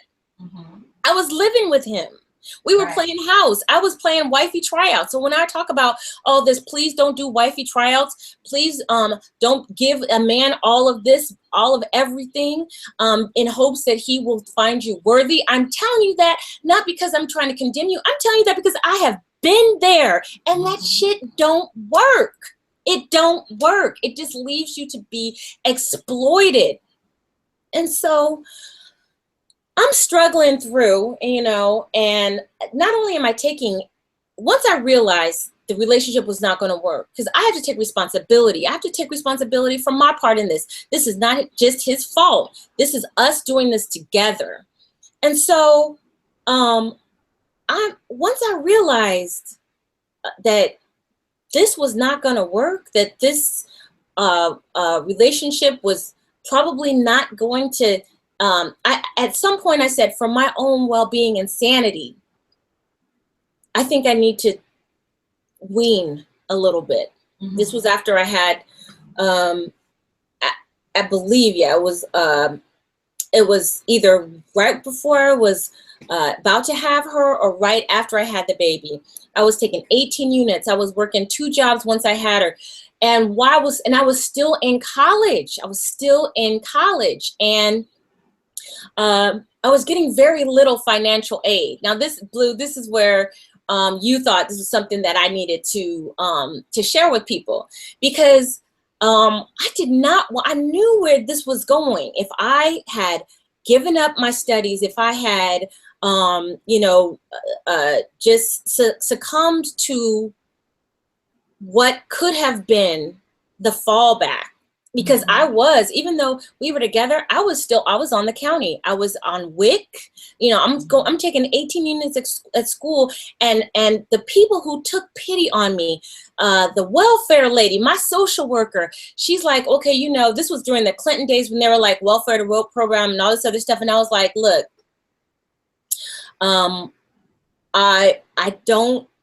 I can't have a full-time job because I'm in college.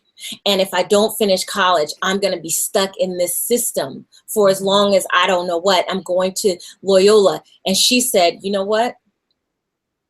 We're not going to mention that. I mean, this is the welfare worker. This is what I'm talking about. People, literally, your guardian angels, your fairy godmothers. She's like, we ain't gonna mention that you're in college, because they might have taken my benefits away. They're like, well, if you can afford a school that is $100,000 to go, then maybe you don't need welfare. And meanwhile, I was working 2 jobs trying to do the best I could. And then my junior year, when I needed to get financial aid, because if you guys are in college, your financial aid it renews every year what your awards are going to be. My award was not for that year, was not going to sustain me. My parents did not have any more money to give me. They paid for my first year in college.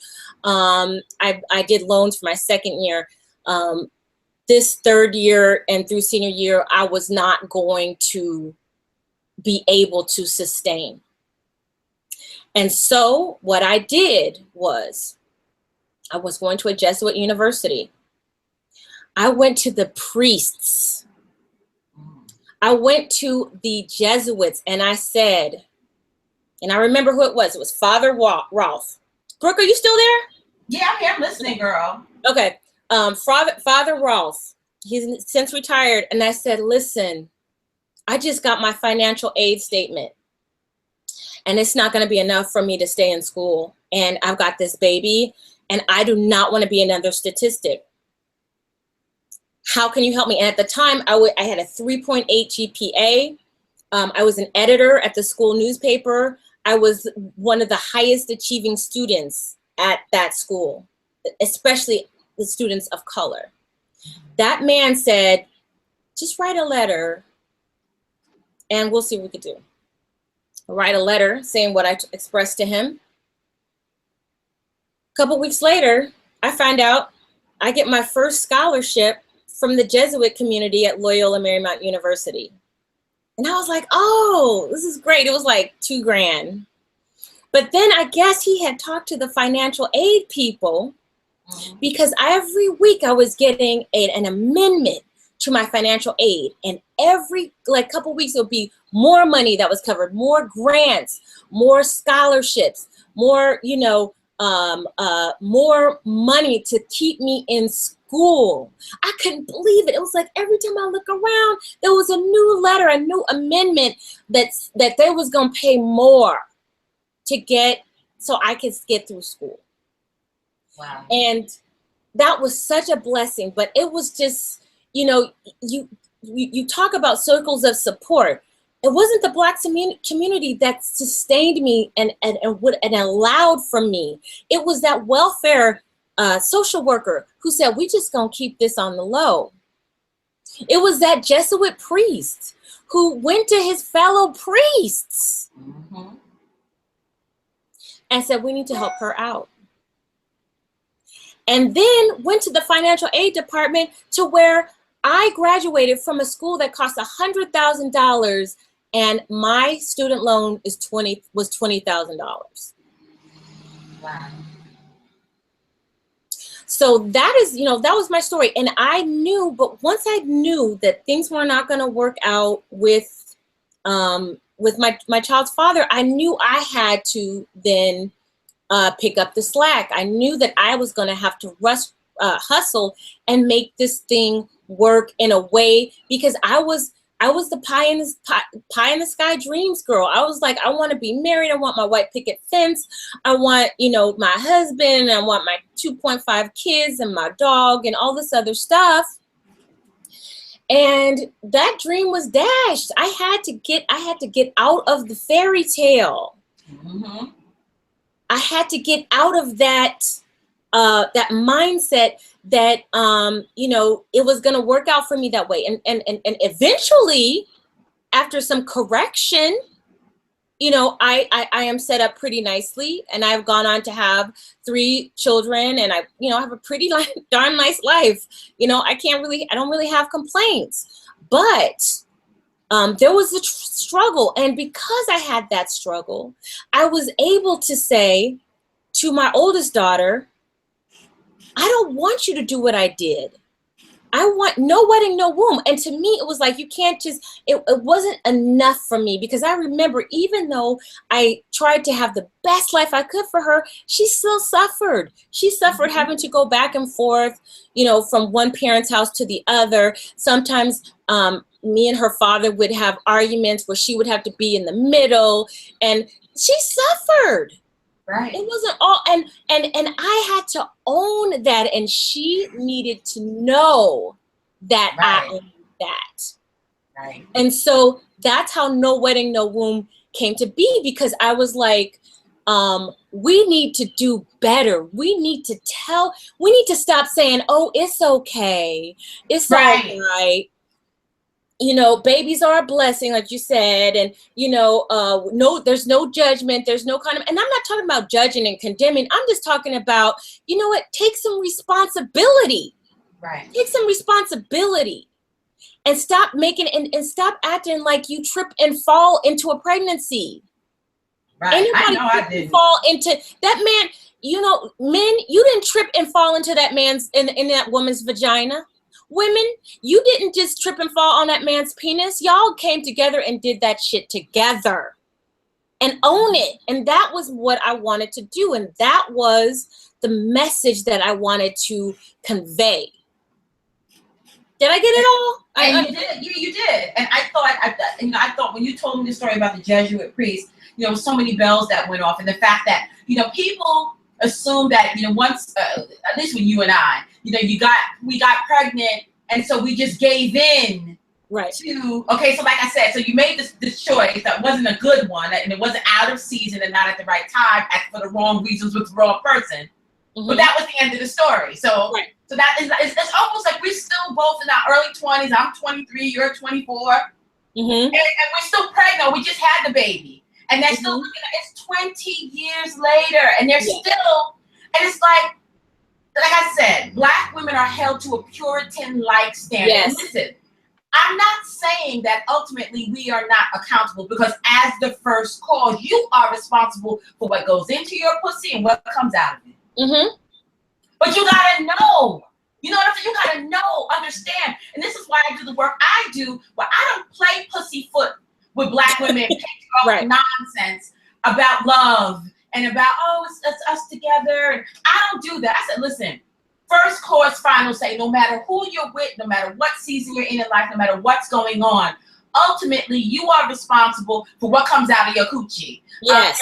And whether or not the circumstances are right or not, whether he's going to be a good guy or not, you are ultimately responsible, because no one can make that final decision but you, not in this society anyway. And so, right. Whereas other people are suggesting that, and that's people said, you just need to take accountability. Well, what do they think accountability looks like?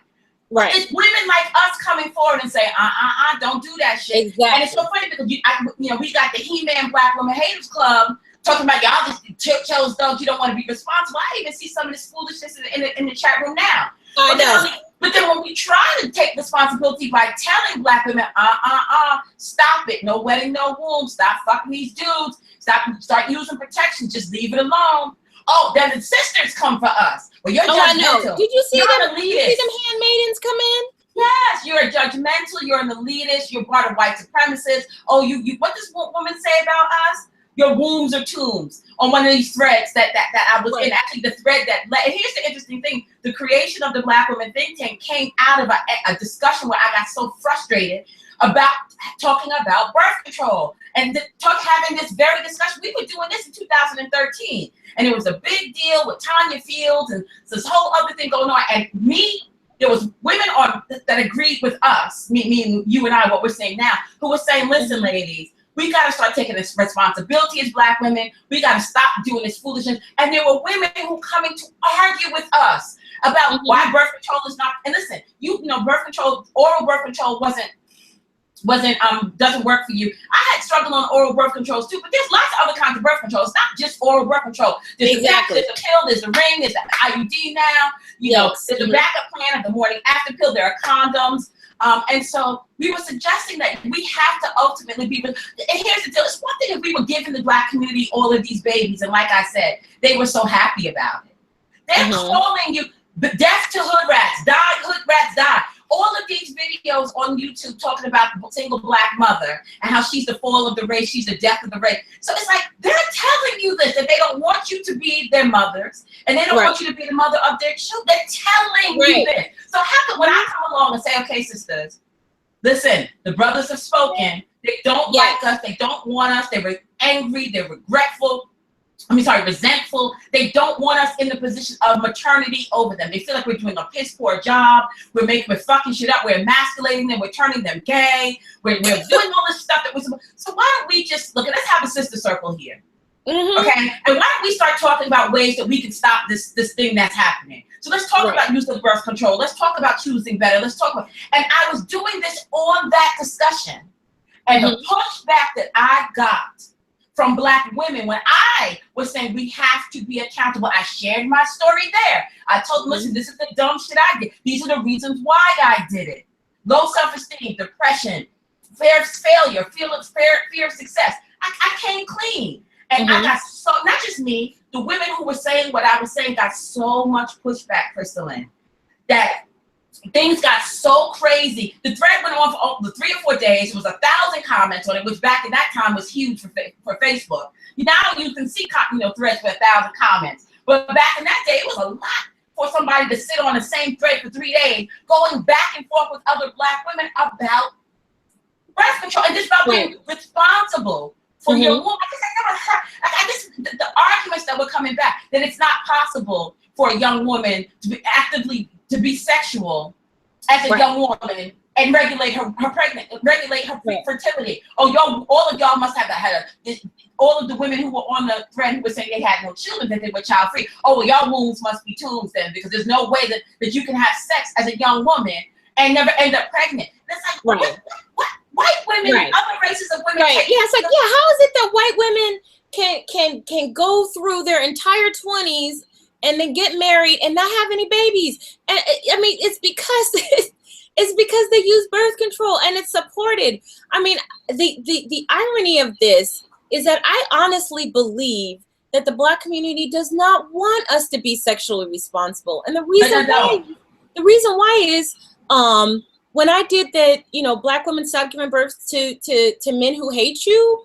people were like, this is genocide. What are you advocating? I mean, these are the same people who say that we are the worst stewards of children in the world. But then when we say, okay, you know what, stop creating these situations that will foster and cultivate these men who will one day resent you, but can't always tell you, I hate you, mom, but I'm going to tell the next black chick that I hate her, that she's a bastard baby maker, that she's, you know, a hair-hatted hooligan, a BT 1000, and I'm going to do that to her. And so I'm saying, let's not do this anymore. The pushback that I got, it makes me wonder, do they really want black women to be sexually responsible? No. I feel like they don't. They don't. They don't want black women to do the very thing they keep saying we're supposed to do. They don't want it. And the culture does not encourage it. How many memes have we seen? I mean, I've seen so many memes and so many posts with black people talking about everything is eugenics. Everything is eugenics. Anytime black people ever start addressing the concept of regulating how many children and where we have, it takes us back to slavery and the white man trying to stop us. First he was breeding us, then he was trying to commit genocide. And so it's like they have, first of all, black women have a pregnancy addiction. Yes. Let's keep it real. Black women have an addiction to pregnancy. Pregnancy means for black women something else. And it's a lot going on there psychologically that nobody wants to unpack because they're so busy just trying to force everybody into this narrative. If you have never read the book, Promises I Can't Keep, ladies, go get this book, Promises I Can't Keep. It's a study that was done, not just on black people, just on lower, poverty, lower socioeconomic, the underclass and the working class of women, just in general, white, black, everything. And when you listen to their values, what they value, it is the complete opposite of what we're supposed to be thinking if we're going to make these changes. The thing like, well, okay, I'm not going to really, I have pregnancy ambivalence. I'm not really trying to get pregnant, but I'm not trying to stop getting pregnant either. And then when I get pregnant, now I feel like, well, the responsible thing to do is to have the baby. Sort of like what I did. Although mine was very selective for that one pregnancy, whereas they feel this in general. I'm not going to make the baby pay for my mistake. So they feel like going through with the pregnancy is the honorable thing to do, and we'll just work it out. Right? And that is something that poor women feel. Whereas middle class and upper class women, well, middle class and upper class white women, because black women still think the other way too. That if a pregnancy happens out of season at the wrong time, the responsible thing to do is not have the child, get yourself together, find a decent partner, get married, and then bring. So it's a complete reverse in values. Absolutely. And the black community encourages that belief. I saw it on the thread. I just did a post within 3 or 4 months ago about birth control, and you should have seen the spin-off conversations attacking me from actual intelligent black women who are on my friends list, keeping it real, women that I like, but they were joining in on this conversation, mocking my post about birth control and putting your daughters on birth control. Oh, well, you can't do that. That's going to destroy their bodies. And well, we just need to teach them to keep their legs closed. It's like, where have you been for 6,000 years? Right. Exactly. Well, and Breukelen, this, I'm about to share my screen, you guys. Again, you might want to pass the collection plate because we drop in receipts. We are dropping receipts right now. This is the first time that I've even mentioned this. Breukelen, you've seen this, but I don't know why we didn't. We said we were going to talk about this, but we didn't. So I'm going to go ahead and share my screen from the poor black woman. Remember this, Blue? Birth control pills and black children. Girl. Say it, girl. A statement by the Black Unity Party. Y'all, this is from the Lesbian Feminist Alliance, Atlanta, Georgia. So this is from the archives of Black women's history, what you are seeing right now. What year was this? Does it say? I think this was like in 1968. I think that's the year it came out. Yes, it was in 1968. Poor Black women, including birth control pills and black children. Here, I'm going to read what it says. The brothers are calling the sisters to not take the It is the system's method of exterminating Black people here and abroad. To take the pill means we are contributing to our own genocide. However, in not taking the pill, we must have a new sense of value. When we produce children, we are aiding the revolution in the form of nation building. Our children must have pride in their history and in their heritage, in their beauty. Our children must not be brainwashed as we were. Procreation is beautiful, especially if we are devoted to the revolution, which means that our value system be altered to include the revolution as the responsibility. A good deal of the supremacist white efforts to sterilize the world's non-whites out of existence is turning toward the Black people of America. New trends in race control have led to the architects of genocide to believe that sterilization projects aimed at the Black man in the United States can cure American internal troubles. Under the cover of an alleged campaign to alleviate poverty, white supremacist Americans and their dupes are pushing an all-out drive to put rigid birth control measures into every Black home. No such drive exists within the white American world, which is not true. That was absolutely not true. You got the whole sexual revolution because that's what was happening in the white American world. In some cities, Peekskill, Harlem, Mississippi, Alabama, welfare boards are doing their best to force Black women receiving aid to submit to sterilization. This disguised attack on Black future generations is rapidly picking up popularity among determined genocidal engineers. The country is prepared to exterminate people by the pill or by bomb. Therefore, we must draw strength from ourselves. You see why there is a family planning office in the Black community of Peekskill. So here you have receipts. You have the receipts of why we have this long-standing legacy of such suspicion about the controlling our reproduction. And this is, listen, this is permeated Black culture, permeated it. And we always have this thing of sisters, don't abort your womb. What did Nas say? Sisters don't abort your womb. We're built, and this pressure on us, and gonna tell us that Margaret Sanger was a eugenics and Martha 21. And so you got that coming at you on one side. Right. And then in the very next breath, the same revolutionary people tell you, but you stop having all these bastard babies and stop choosing those and stop. And it's like, wait a minute. What you're doing is, in essence, what the Black community is doing now is what communities do in very restrictive, oppressive, patriarchal cultures, and also what people used to do back in the days before it's the sexual revolution, which is put all of the sexual responsibility and shame onto its women. And you back them into a corner. You don't give them any.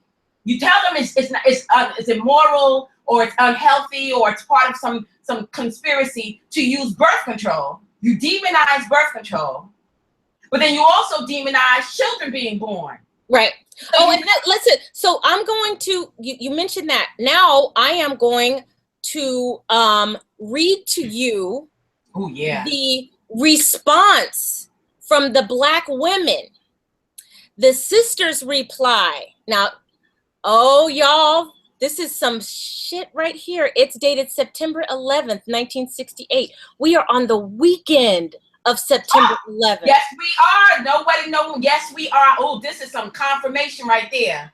Okay, so I'm about to read this to you guys. This is from a sister's reply. Dear brothers, poor Black sisters decide for themselves whether to have a baby or not to have a baby. If we take the pill or practice birth control in other ways, it is because of poor Black men. Now, here's how it is. Poor Black men won't support their families, won't stick by their women. All they think about is the street, dope and liquor, women, a piece of ass, and their cars. Holy shit. In 68. 1968. 40 years ago. That's all that counts. Poor Black women would be fools to sit up in the house with a whole lot of children and eventually go crazy, sick, heartbroken, no place to go, no sign of affection, nothing. Middle-class white men have always done this to their women, only more sophisticated like. So when Whitey put out the pill and poor Black sisters spread the word, we saw how simple it was not to be a fool for the men anymore. Politically, we would say men could no longer exploit us sexually or for money and leave the babies with us to bring up. That was the first step in our waking up. Black women have always been told by Black men that we were black, ugly, evil, bitches, and whores. In other words, we were the real niggers in society, oppressed by whites, male and female, and the Black man too. Now, a lot of the Black brothers are into a new bag. Black women are being asked by militant Black brothers not to practice birth control because it is a form of whitey committing genocide on its Black people. Well, true enough, but it takes two to practice genocide, and Black women are able to decide for themselves, just like poor people all over the world, whether they will submit to genocide. For us, birth control is freedom to fight genocide of Black women and children.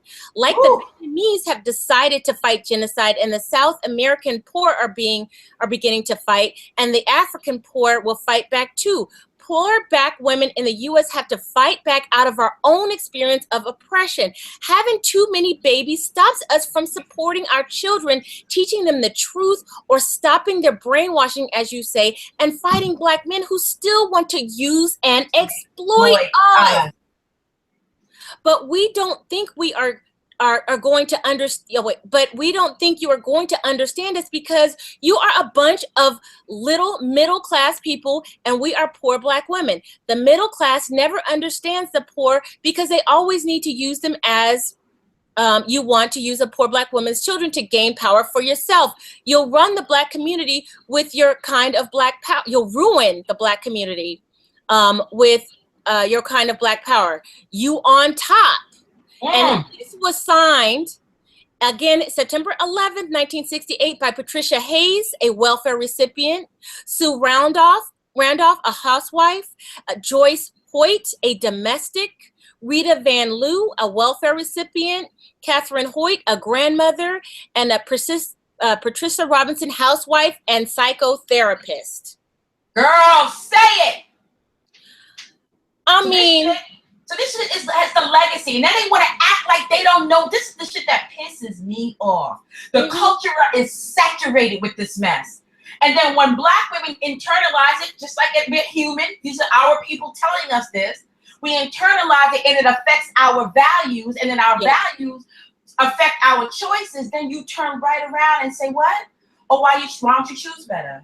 Right. You're a bastard baby maker. Right. Or you just want to destroy, you just want thugs. But nobody wants to talk about the stuff that Black women are hearing, the conditioning. This is what I do on my platform, tell your own story, because Black men will tell your story without context. Yes, they won't. They will not. I mean, and let's contextualize what I just read to you, and we'll make sure that we give you links of that of those documents, because I know people want that. But you have people saying, oh, well, in 1968, you chose welfare over. I mean, here's a document right here saying the Black men were still into their dope and booze and women and cars. Same shit is now. The same shit is now. The same 40 years shit. ago.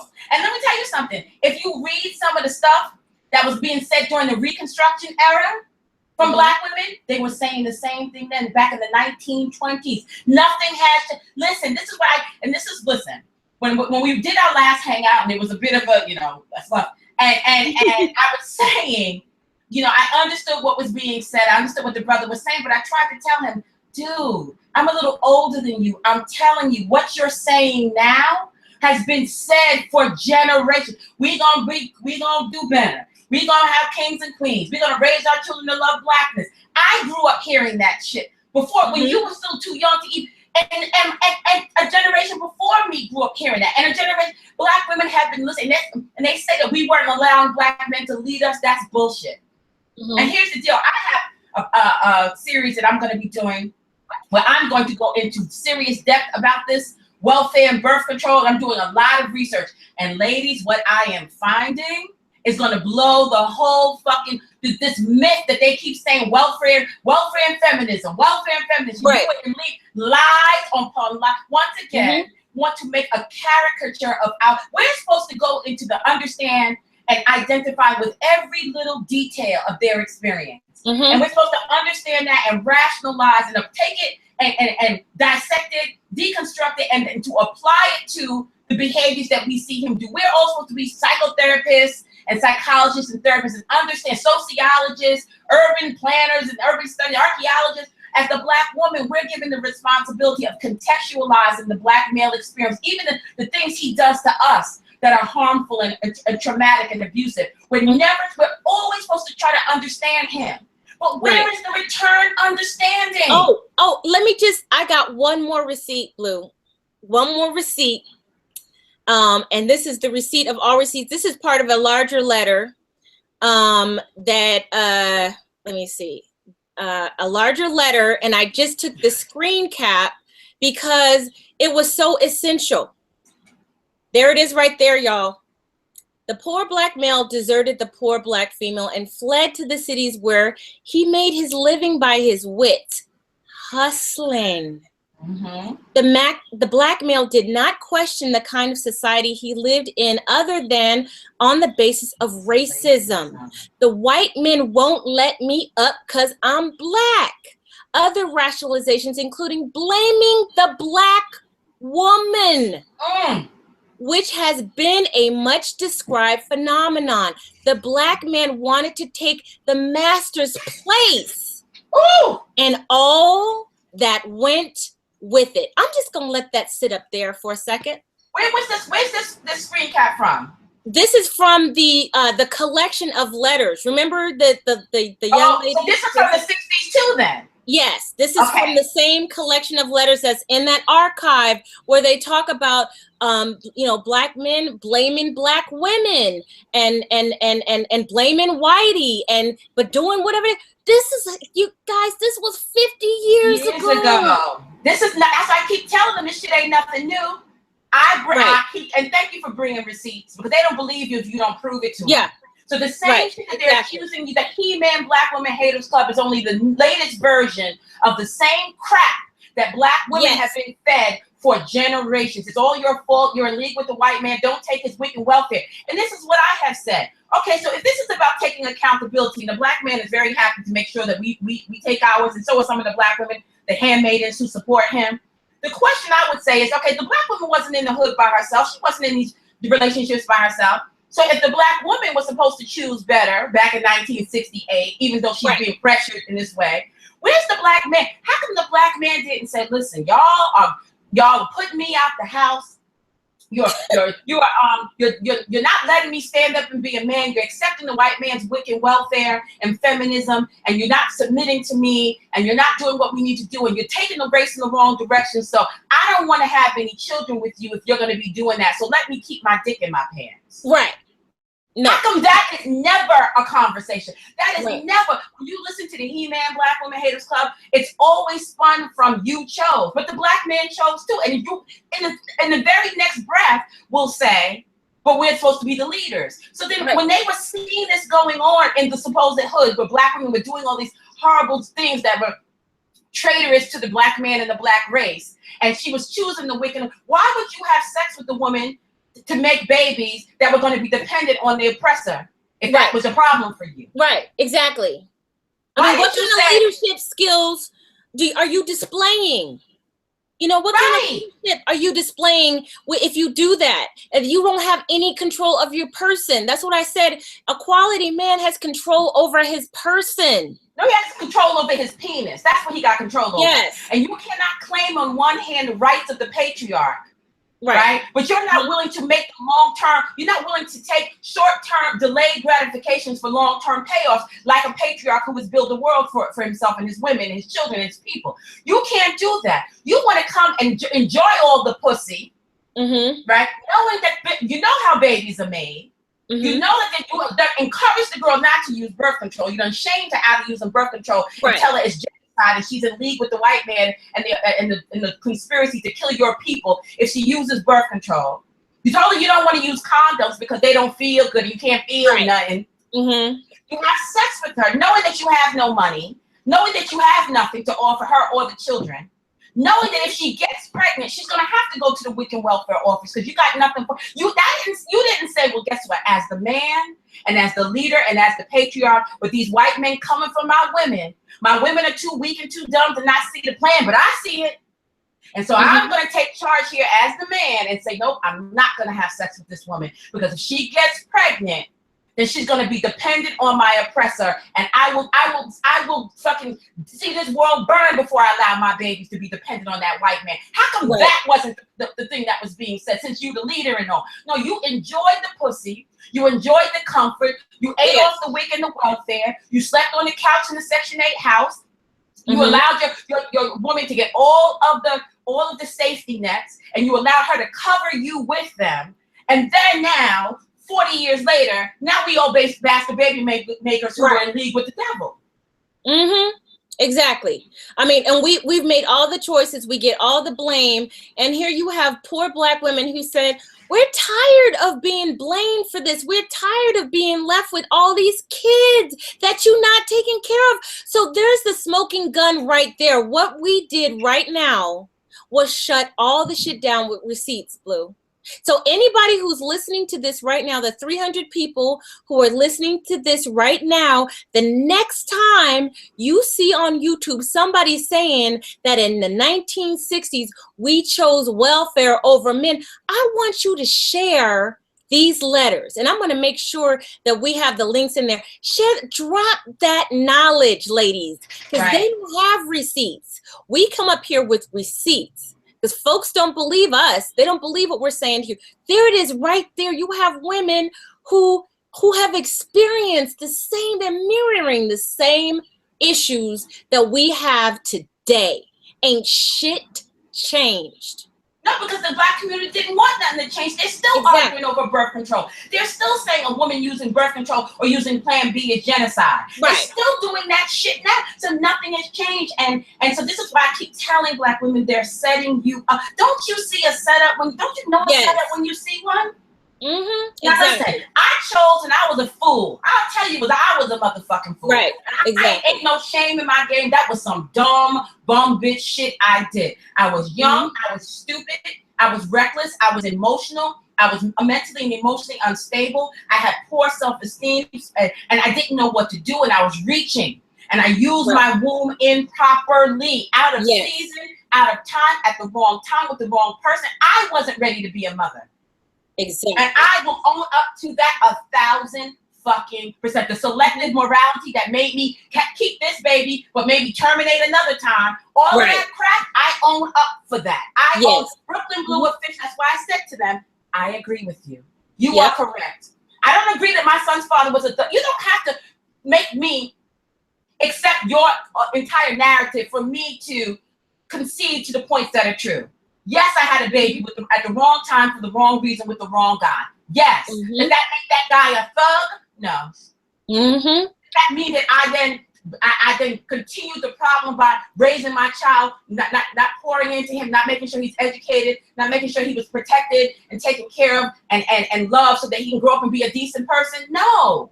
But you want me to acknowledge, you want me to accept everything that you want to throw at me. No, I'm going to accept the parts that are true. Now I want you to accept your parts too, nigga. What's going on with, and they still doing it. And they were doing, Crystalline, I was Afrocentric in the 90s. This is part of the reason why I thought to do this baby thing. Because niggas was saying that in the ciphers. We need our earths to give birth to our seed. And I'm the God and you the earth. And sister, and don't eat that swine, sister. You need to learn the mathematics, sister. I listened to all that crap. You think that didn't influence my decision too, in addition to what was going on with me? Of course they did, but they don't ever want to contextual. We are, listen, Black women, according to the Black community, Black women are some separate alien species who's on planet Xanos somewhere. We're not human beings. Nothing around us affects us. We're not conditioned. We're just sitting and watching what black men do, and then we figure out how we can come in and throw salt in the game and fuck his shit up. That's what they really want us to accept and capitulate to. And I'm not fucking capitulating to that shit. I will accept the bullshit that we do, but I'm gonna need for you to step forward, especially since you're now demanding submission. So now once you say, and here's the deal, if once you say that you are the leader, then you don't, it's not a situation where you let me lead. If you saw your women being lured off, like Eve and the snake in the garden, you as the so-called head and the patriarch should have stepped in and said, no, I'm not going to allow you to do that, because you best believe that's what other patriarchs do. Right? No, you sat there with her, did the dirt with her, fucked her raw, made babies, knew the babies were going to be dependent upon welfare with this white man that you kept saying was the devil and the evil this and you knew that, and you did nothing to stop it. And then you did it again the next generation, and you did it again the next generation. And they're going to say, well, who raised them? Listen, knock it off. You're a man. At some point, you become a man regardless of who raised you. You had to grow up, and I had to grow up. I was a girl when I had my son. I was young and silly and dumb. I had to grow up. It's been 20 years. And nobody would have allowed me to continue to be a silly, immature, 23-year-old minded woman at 40. No one would have allowed that. Yet somehow that's okay for a black man. So who raised them becomes the excuse for the rest of his life now. So whatever he does from the ages of 20 to 70 or 80 is legitimized by who raised him. Exactly. Yeah, there's no accountability at all. And I mean, and that's not to say like, God, I hate that we have to do the hashtag not all black men. But if I for risk of being trolled, you know, there's a lot of black men out there who are about their business, but not enough if we got a 73% out of wedlock rate. So we ain't talking about y'all. If it don't apply, let it fly. But we need to focus on the receipts of what really is happening, and that the majority, this is what was happening in communities 50 years ago. And yeah, there was no not all black men hashtag on that letter. I know. Sister didn't say, she said black men. That's what she said. Why do we always have to make room? They don't make room for us like that. They don't give us that. Black woman. Every black woman is a whore, a bitch. Now it's to the point where if you are a black woman and you birthed a child out of your womb, then you are a single baby mama. Whether you married or not, widow, divorced, it don't matter. You a single baby mama. You a bastard baby. It's getting to this, like every single man, black man who fathers a child in the black community is a thug now. Like it's gotten so ridiculous. In order to scapegoat and never have to look at self, the story becomes so ridiculous that now you're changing the definitions of things to just throw everybody in the pot. So it's everybody else's fault, but you not. Everybody and you have 3 bastard children, by the way. It's just half of these niggas who sit on YouTube talking about bastard baby making are bastard baby makers. They all have wedlock children. They're responsible for all these bastards. But no, it's the woman's fault because she chose. Right. So I agree with them. I said, you know what? She's right. She was dumb for choosing you. Because you a bastard baby maker and you helped her make bastard babies. So she shouldn't choose you no more. Oh, that's why you say you hate black men. Oh, but you just said. You decide. Now you're saying that you don't want, that black women shouldn't be having babies with black men. You just hate black men. But you just said black women shouldn't be having babies with black men. Because, so now it's where you can choose better. Oh, so now here comes the crystal ball. And and so God forbid you make a mistake. God forbid a person pretends, as if men are not known for pretending they're one way and showing their ass later. And here's the deal. All of these dudes who say this stuff have done that exact thing. They know that every single woman they have dealt with, they have not been honest with. They've lied. They pretended they cared when they didn't. But once again, the Puritan standard. The woman is supposed to be omnipresent, omniscient, omnipotent. She's supposed to be omni everything. And in putting that responsibility on her, what are they calling you then? Because the only creature that's like that is God. Exactly. So then when I say, you know what, you're right. Right. I am God. And as God, since you're going to put all of that burden on me, I'm going to make some different choices about who I create. Oh, no, you can't do. But make up your mind. Is it all my responsibility or not? No, what you want is you want the bee to take the burden, but you want to decide what the decision looks like. Right. You want all the benefits, but you don't want the burden. You want the benefits, but you want me to take on the burden. Right. And this is exactly what the sisters were saying 40 fucking years ago. Mm-hmm. So ladies, 47 years ago. 47 years ago to almost to the day this was published. Listen, and this was before you and I were born. Before we were even born. So all of this mess about listen, y'all just heard me and Crystalline concede and tell our stories and admit where we fucked up, okay? So we just did that, okay? So that's done now. So now let's talk about the other side and how nobody wants to contextualize such choices based on the kind of stuff, the community pressures, what was being said at the time, what was the mindset at the time, what were people saying, what were people feeling, you know, and the environment and the ecosystems in which those choices were made. Nobody wants to do that for Black women, but they'll spend all day doing it for Black men. Anytime you ask a Black man to answer for anything Black men do, well, a white man did something, well, he won't let me get jobs. Well, so you want us to contextualize your behaviors and allow you off the hook for them because it's not really your fault, because this evil white man, he's setting this up for you and you have no choices. But you won't say the same thing about your woman. You won't say she was also responding to external realities that compelled her with limited choices to choose this or that. Maybe she didn't choose the right thing. Maybe none of the choices were good given what she had to choose from. You don't ever want to contextualize what she did, but you expect Black women to spend all of their time contextualizing your experience. And the moment we stop, Crystalline, the moment we stop talking about Mr's point of view in a color purple and focus on Sealy's, now we're traitors, bed wenches, and whore. The moment we stop looking at the world through the experience of the Black man and start to look and tell our story and tell the truth of the role he has played in it, then we become an enemy to Black people and the Black race. And so I figured that swindled out a long time ago. So that's when I said, well, then fuck the Black race. If those are the two choices, I'm gonna choose me. So that clearly, then you saying I don't care about Black people, so then you're right. So I'm gonna give you, and then we can stop this conversation, and now I'm gonna have a conversation with the sisters. Right. I'm gonna put that on the explanation on again. I'm just gonna say it again. The poor Black male deserted the poor Black female. Remember, wait. I thought that Black women chose welfare over their husbands. No. Wait. What did she say? The poor Black male deserted the poor Black female and fled to the cities where he made a living by his wits hustling. The Black male did not question the kind of society he lived in other than on the basis of racism. And here's where you have right now, to this day, you have white supremacy pimps taking your money so you can buy some CDs and DVDs and financing movies that never came to be. You're giving these fools 6 figures. Meanwhile, you know, like we sitting over here, got a bag. We got a bag for $1 or $2. I mean, and these men are sitting fat. Okay, here's the thing. And then the white man won't let me let a head up because I'm Black. Does that sound familiar to anybody? Yep. It's the same shit we hear every day.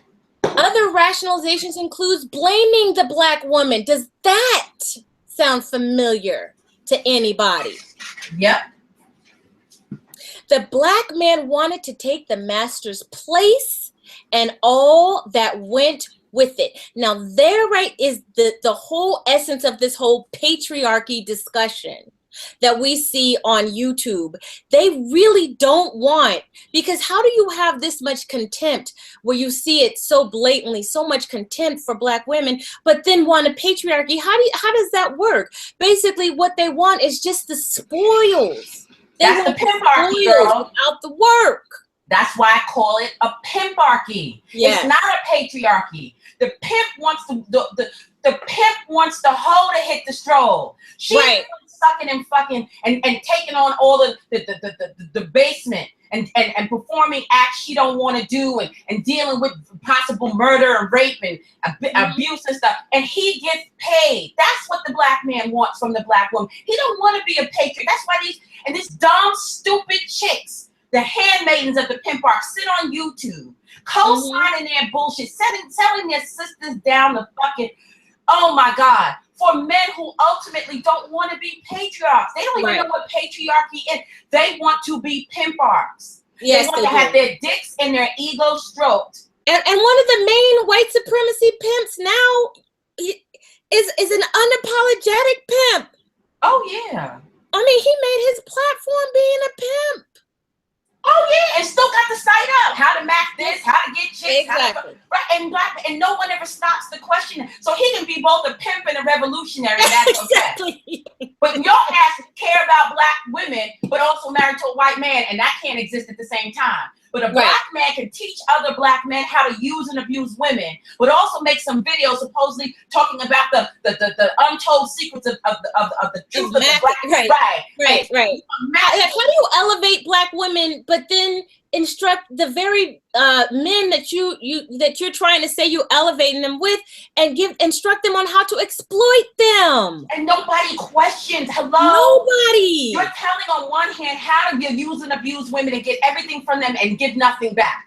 But in the next breath, when I talk about how the white man pimped out the people and raped the people, like, wait a minute, did you just teach these dudes math lessons and how you get ass from women and use and abuse them and mentally manipulate them so that you can get everything from it, don't offer nothing back? But then when a white man comes in and takes everything from your ass and don't want nothing back, you call it a hidden conspiracy. What's the conspiracy? You just told the niggas how to do it to your own woman. Right, exactly. The white man for doing it to you. This is why I keep saying, ladies, y'all need to stop listening to these pulpit pimps. Yes, they're all pimps. And the ones that are on YouTube, I've simply replaced the ones that were in the ciphers 30 years ago and 25 years ago. I know this, ladies, because I was there. They too are pimping black women, but also talking about revolutionary and the black man and the black woman is God. As you run through all the women, you got all your women, you got this polygamy going on, you got all your women and children on welfare, but you talking about you a king and here's your queens and your harem. But then the next breath, so when the white man came along and made a harem out of your women, oh, the evil white man. But you're doing the same thing he did.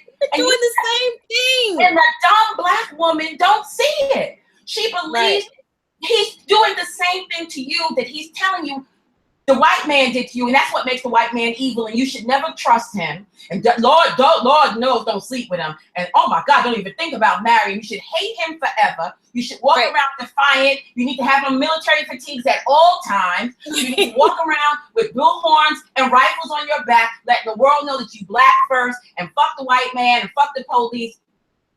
But everything that he's telling you is the reason why you should do that is what he's doing to you. Exactly. Unapologetically doing to you. That's why I got to the point where I'm like questioning the intelligence. Because exactly. Like, what's lacking where you don't see, where you're not seeing the obvious, sisters. Right. And it didn't take Breukelen Bleu to say it. Y'all call me a black man hater. I'm a genocidist. Did you read the thing from 1968 with the black woman saying the exact same thing that you have heard me say, that you've heard Chrisman say, that you heard BWE say, that you heard? It's nothing new. Yes. But for whatever reason, black women won't learn the lesson. Right. We won't. And because we're so invested, I think it's very hurtful, because for a long time we were taught that all we had was each other. And so if you were raised in believing that all you had was each other, and then you look to the person that you're supposed to fall back on and depend on, and he hates you, and you're like, well, then who's left? Well, I don't understand this. Drive off this cliff. But listen, we were the only fools that believe all we have was each other. Exactly. Because black men clearly knew there was a second and third option. Right. Because if you look at if you look at the chart, I'm gonna do a post on this. If you look at a chart where you can see the interracial marriages, and you can see just who was marrying who, and you can see black people pretty much married each other, white people pretty much married each other, everybody was pretty much staying to their own land. And you see 1965. And the interracial rate between black men and white women were like 1.9% or something like that, right? It was like something really, really low, because in some states they couldn't even legally marry a white woman. All right. Then you have the passing of the Civil Rights Amendment in 1964. If you look at the chart from 1965 straight to 2010, the numbers of black men who are now It jumps. Mm-hmm. It jumps. It jumps, Crystalline. It jumps to 10 times the rate. Yes. So clearly Black men knew that they had a second option. We're the only ones who are walking around believing this message, all we got is each other. He immediately started looking for a second option. Right, they did. I mean, and even before then, but we have sold this loyalty. That's why my tagline is one-sided loyalty is for suckers. Because we're the only ones who are believing that there are no options, other options. They know they have options, and they have taken advantage of them for 50 years. Mm-hmm. Exactly. I mean, so here we have it. The receipts, what's been going on. No wedding, no womb wasn't revolutionary. It seemed like the ladies back in 1968 were trying to live that life, and they were attacked for that. And now the very women who said, we want to, we want to control this. We don't want to be blamed, because that's what's going to happen. We're going to be blamed. And here you have it. Right. Where we were being blamed. Even back then, and now you have men saying, well, back in the 60s, it's y'all fault. I want everybody, I want you guys to think, I don't want you guys trolling these people's channels. That's not what I want you to do. But you have all heard, if we've been on YouTube, we've all heard this.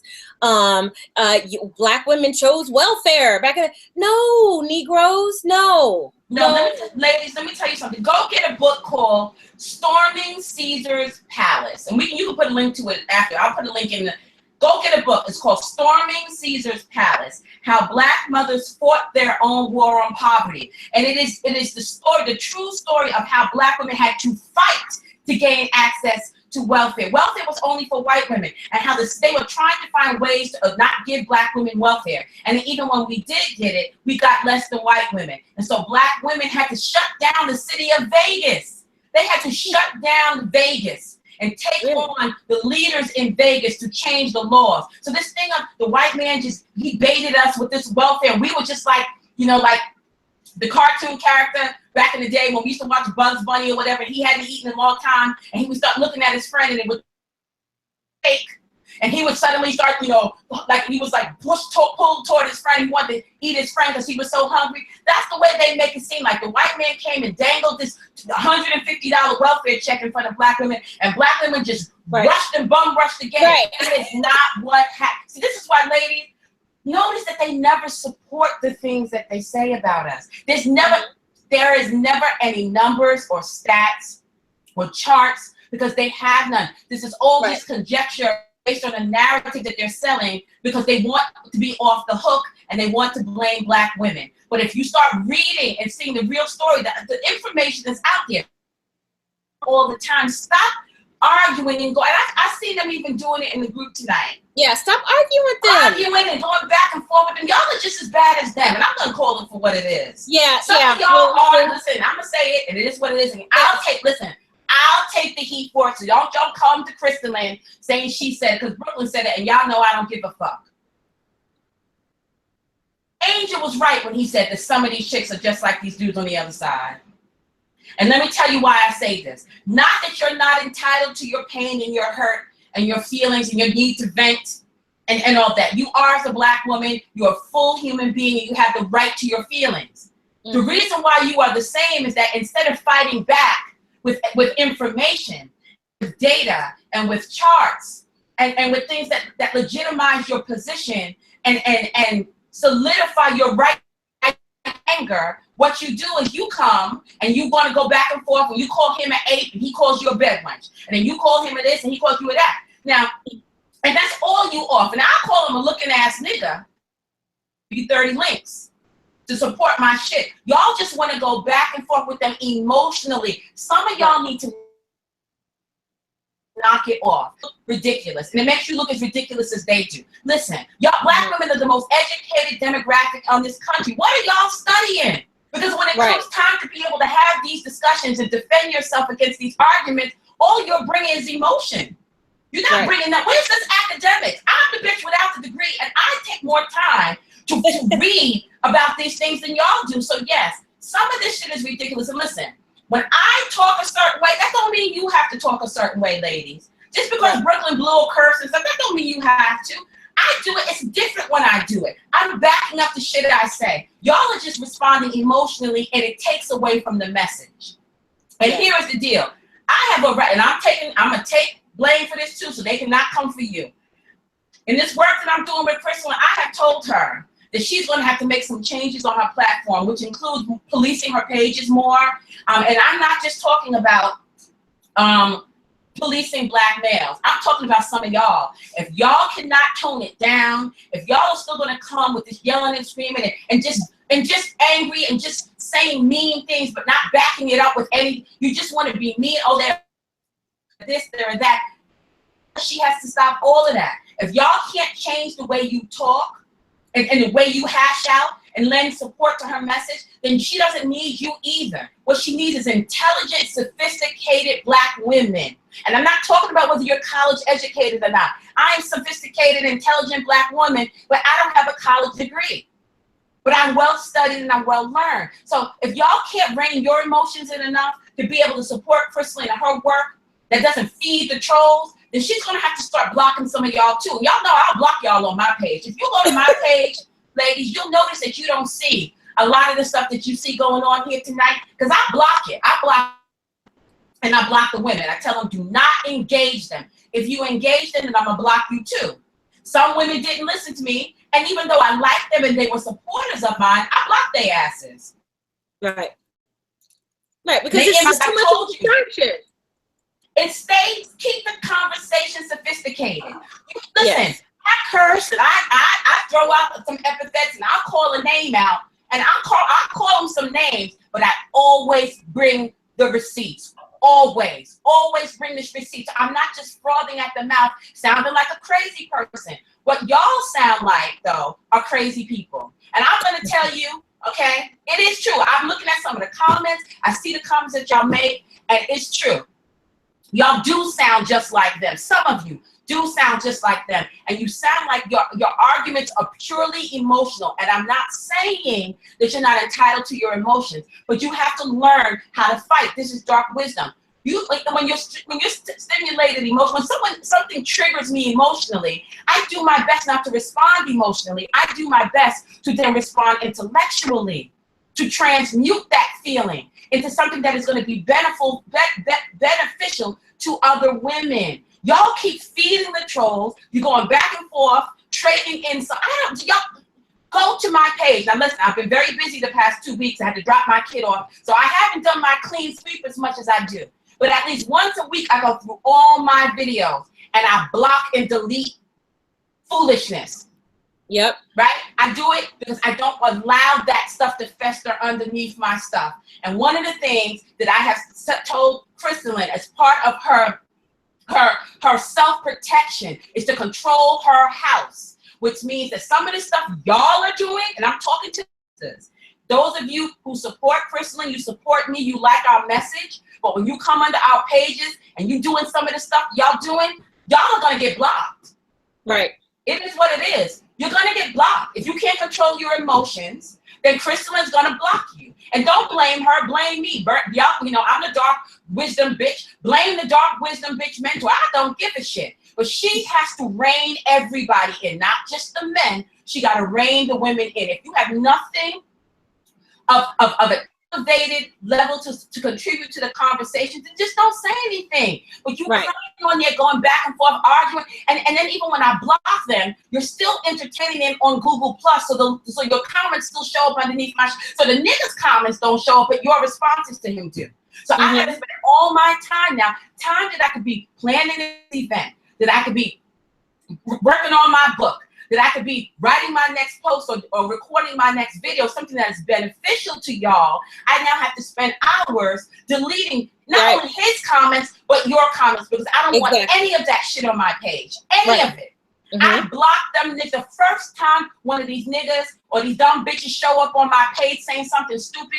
If I even suspect that it's stupid, I go and I block them there. I block them on Google Plus. But guess what I do? I take a screen cap of everything they say, because I keep it running. I told y'all I'll keep receipts. So I know exactly who has said what to me, what they have said. They can't come in later and say they didn't say that. I take a screen cap of everything that's negative that is said. And then I block them on both platforms, Google Plus and Google and YouTube. And that is why my page is not overridden by troll. You have to police them. And if the Black women are not willing to work with you, then they're working against you and they got to get blocked too. And so as you move forward, I have told you that I think this is what you need to do. And so y'all can get mad if Crystalline blocks you too, but y'all ask for it because you're being given notice now. This is, I'm talking to the women. If you can't calm down, if you can listen, if somebody says something you know is true, go find the link that proves it. Go pick up a book and read it and inform yourself. Don't just swap insults. It makes you look stupid. It makes you look low budget. Don't do that. You know, I yell and scream and I get passionate and I curse, but you always know I back up everything I said. If you're not willing to do it like that, then just sit it out. But don't add to Crystalline's problems. Don't add to my problems by feeding the damn trolls. Grow up, woman up. You keep saying that they're this and they're that. Don't be just like them. Be better than that. Yes. Be better than that. Elevate yourself. And here we are. We said we were only going to do an hour. This is so funny. I know. We went way past our. We went way up. So I guess it's time for us to make this announcement. You want to make it, or you want me to make it? No, I want you to make it because yes, it'll come better from you because of your recent experience. I think it'll come better from you. Well, if y'all get a chance, when you get a chance later, go to my page and see the last video I put up, which is called what is it called? Oh, Dust to Side Chicks. And it's a case study of a case study where I talk about what I have witnessed just in the past couple of weeks since I have been publicly doing this work with Crystalline, and the things that I have seen, but from Black women, the ways Black women are now attacking me just because they see me getting a little bit more exposure through you. It is unbelievable, and it really, really makes me understand some of the things that you have been taking on for these many years, and I have to give it to you. Even with some of the bad calls, Crystalline, and you have made some, and I acknowledge it, and you've acknowledged it. Even with some of the naivete, even with not learning the lesson the second, the third, or fourth time, even with that, I'm still going to give you props, because there ain't no way that I would do what you have been willing to do to try to help Black women. That ain't going to happen for me. And so I did that post, and you can go back and you can listen to my experiences, which help explain what what's going to happen now. It is clear, ladies, that the threat of the light feminine and the dark feminine, Black women coming together to help usher in a fullness of Black womanhood is very, very threatening to many, many people, many factions, many entities, interests, powers, and principalities. And I, for one, am not willing to continue to do this dance and feed and give them more stuff to come at us with. I'm not going to do it, okay? So what I have told Crystalline is that, ladies, it is time for us to go underground. So here's what's going to happen. Yep. Crystalline's going to continue to do her stuff that she has done. She's going to continue with Beyond Black and White. She's going to make those tweak a little bit to get her self-protection in place. And she's going to make sure now that from this point forward, she's not distracted by these people coming for her. That because she's going to also be regulating the fucking gate. And she's going to be doing all of these things to self-protect. But she's going to continue doing this work that she does for y'all, and it's wonderful. And she's going to continue to do that, and I, as Breukelen Bleu, will continue to do the same thing on my platform. But we will not be doing any more of this joint stuff together in public. We are not going to be doing Google Hangouts, live Google Hangouts for free, where everybody can just come. Because, ladies, I am not going to subject myself to this foolishness. I'm not going to fucking do it. I'm not going to do it, and I'm not going to do it for a group of women who have shown me that when the chips are down, they're not going to have my back. Crystalline is a better woman than me, and y'all not going to make me the motherfucking sacrifice. It's not going to happen. So here is what is going to happen. Any future collaborations or ventures that Crystalline do when we come together to discuss the light and dark feminine, we will be doing behind closed doors. It will be very heavily vetted, and it will be on my platform. Breukelen Bleu runs shit very differently, and it ain't no free for all. And people gonna have to come up off of personal information, telephone numbers, addresses. So when you come into my shit, and if you act a plum fool, I'm gonna know exactly who the hell you are. So I am going to be in control, and I'm a dark wisdom woman, and I have protections over my shit in this realm and in the next. So if you come up in my shit trying to get cute, just like that bitch did a couple of days ago, I found out exactly what was going on with her. And that will be dealt with. You best be clear. And so we are going to take our collaborative effort of the light and dark, Black woman, feminine, underground, where we can talk without the prying eyes of haters and trolls and people who are just complete idiots, where we can keep it on. Because y'all not going to bring, see, some of that stuff that y'all do with that yelling and screaming and acting silly and insulting just to be insulted. Y'all not going to do that in my shit. And anybody who's in my, has taken any of my courses, has been behind closed doors, will let you know that I do not play any of that. I will end a call. If a telephone number show up on my shit that I do not recognize and no one claims that shit, I drop the call. If shit is happening in the background, I feel like y'all got people in the background listening, I drop the call. I don't fucking play. I don't play. I guard my gate. And so what is going to happen now is I and Crystalline, in our collaborative efforts together, are going underground, which is where you need to be anyway to handle this work, because the majority of you hoes can't handle this level of magic that is being created between Crystalline Carrison and Breukelen Bleu, between the Black Women Think Tank 2.0 and Beyond Black and White. Y'all can't handle this level of Black girl magic. You can't handle it. So what's gonna happen is I'm gonna bring y'all on my turf. And now you're gonna deal with Breukelen. And Crystalline, as sweet as she is, and she's so sweet and she's so nice, I ain't her. So you come up in my shit with the bullshit, you're gonna get fucking got, and you damn skippy, there's gonna be a registration fee. No more free shit. So y'all don't get it. Nobody owes you your liberation for free. Nobody's gonna come here and keep every Friday night putting out videos just to free you. But then when it comes time to hit that PayPal button, nobody wants to hit it. You think you're gonna get everything for free. You're gonna criticize what we do. You're not gonna be there to support us, to back us up when people come for us. You're gonna throw us under the bus at the first chance you get. You're gonna steal and rob from us, accuse us of stealing and robbing from you. And you think that a bitch gonna spend, I ain't gonna spend 6 years doing that. Crystalline is Crystalline that bitch, because she did it for y'all, I'm not.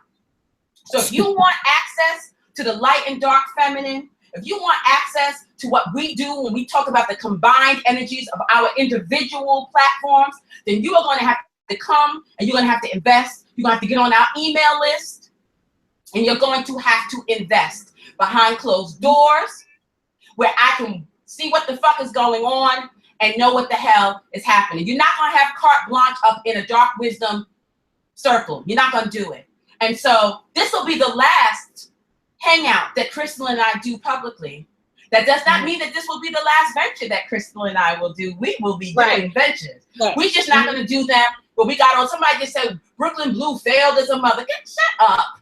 Just shut up. You don't have nothing else to do on Friday night. I blocked them. Don't worry, I got you. Listen, so you're not going to do that shit in my shit. You're not going to do that shit, because Breukelen Bleu, y'all don't understand. Come up in my shit talking that. You talk that bullshit in my house if you want to and see what happens to your ass. It's a whole different energy. And so, yeah, ladies. We're putting Carla's in here putting the hammer down on these fools. We are going to be doing everything that we need to talk about. We're going to do it behind closed doors where I can talk more freely, because there's certain things I just can't say. There's certain things that Crystalline can't say because y'all rip her apart.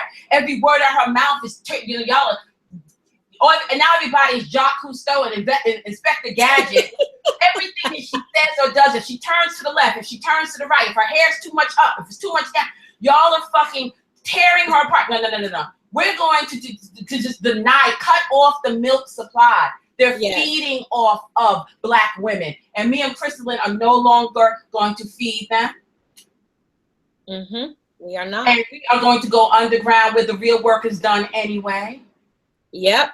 And if y'all want access to us together, then you're going to have to get on our email list, and you're going to have to register, which means you're going to have to pay, and you're going to have to come and find out what we have to offer as a unit. She's going to still continue to do her shit. I'm going to continue to do my shit. But this stuff that's going on right now, that shit is ended. Let me tell y'all something. When I say stop it, I ain't just telling y'all to stop it. I embody stop it. I am the walking embodiment of stopping it. That's right. And if I do something and I see that it's not going the way I want, it's not yielding, if it's bringing more drama and chaos than being beneficial to me, oh, I'm going to stop that shit. I ain't like y'all. I didn't have to learn on the fourth baby.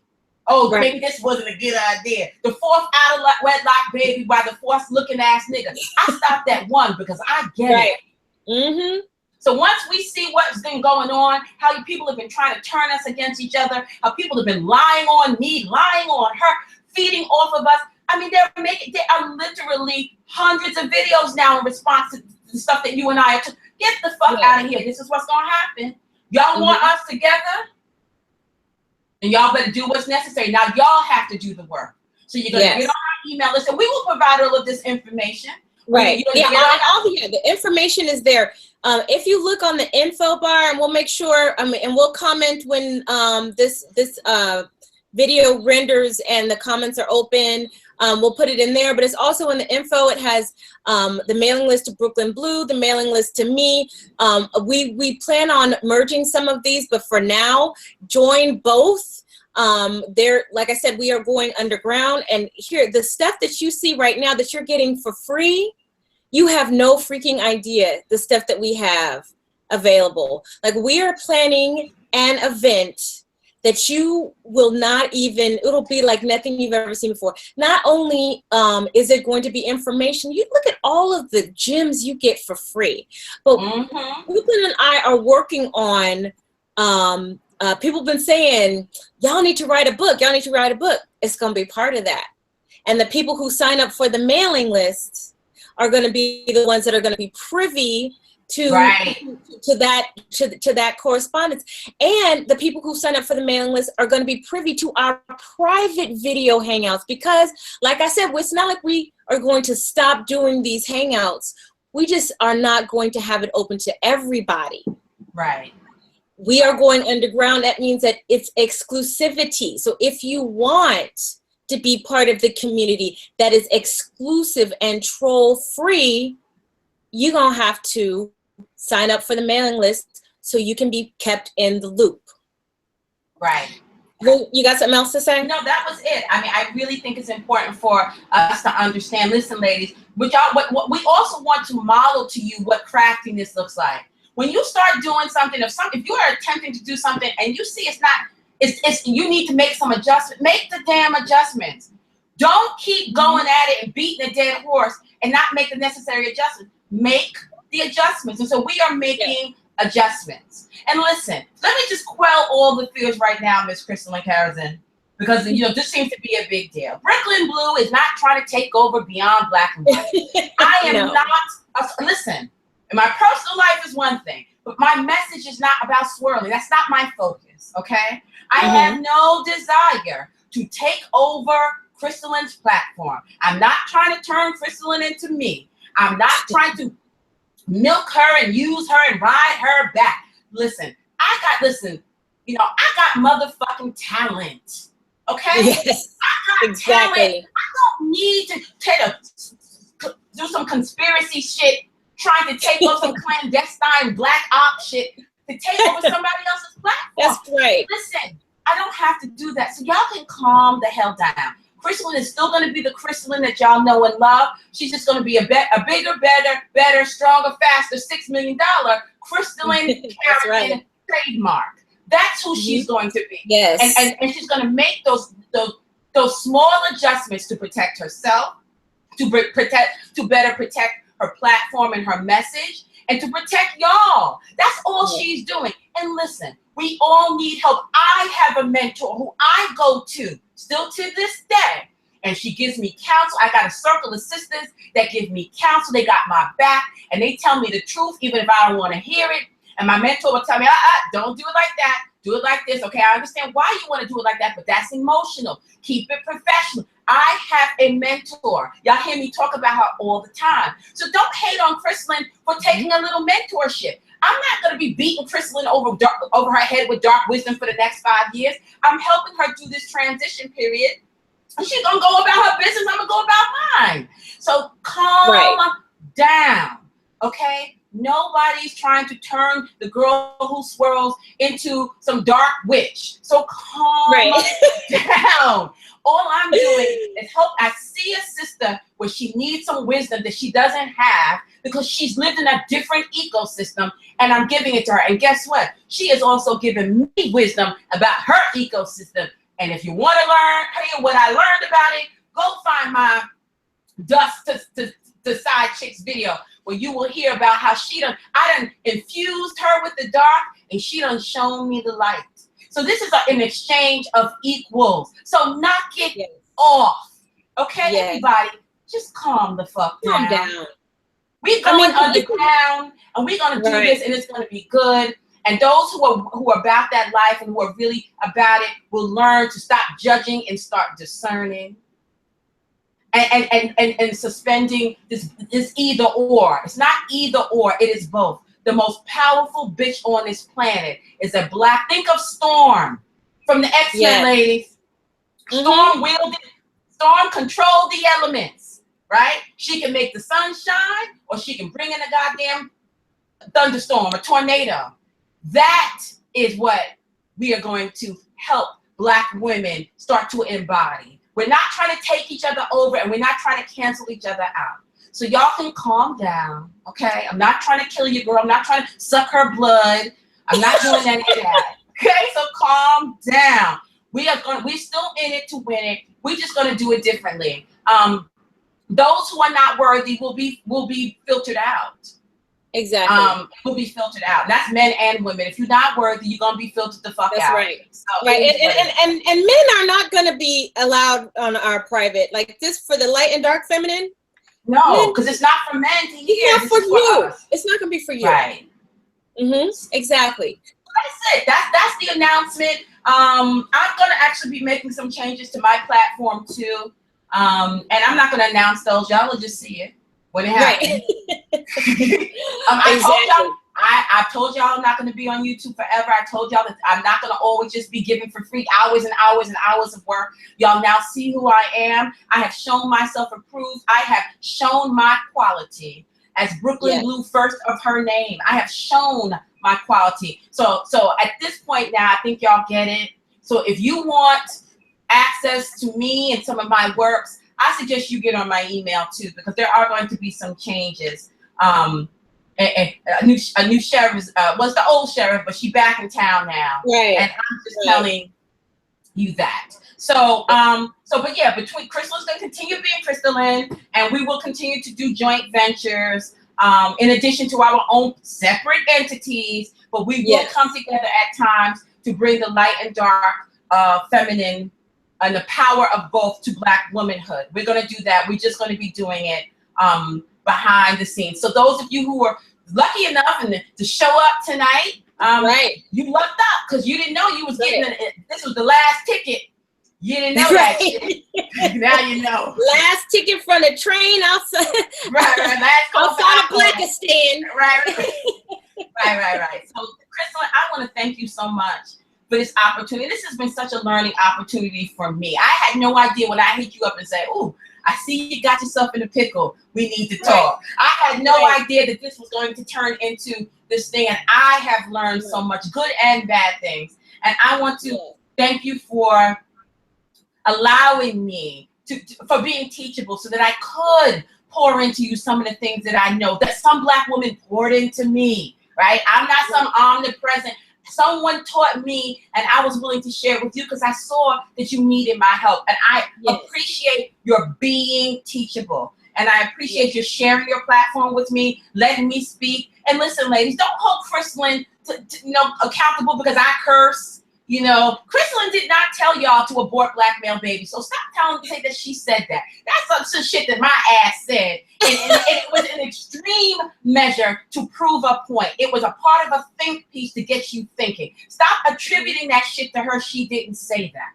Okay? So don't fuck around and put shit on her that she didn't say just because we come together like this. She is still herself, and I am still myself, and our messages are not exactly exact. She says things that I don't necessarily agree with. I say things that are too extreme for her. That's fine. Keep us in our each of us in our own lanes, and let us come together when it benefits you.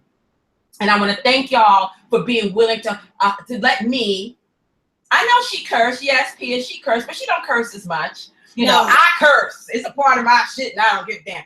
So when I curse, I try to do it. I want it to be like, whoa, she cursed. Right. And no, for me, it's like Tuesday at 12 o'clock. Oh, she cursed. Like, it's whatever. And it doesn't matter. I know how not to curse. I curse because I want to curse. It helps me, get my point across what I'm trying to say. But I don't hold her accountable. She is her own woman, and I am a sovereign woman. She can't stop me from being me, and I don't think she wants to. Just like I don't want to stop her from being her. So if you see her have a glass of wine, you can listen. Knock it off with the don't drink so much. Knock it off.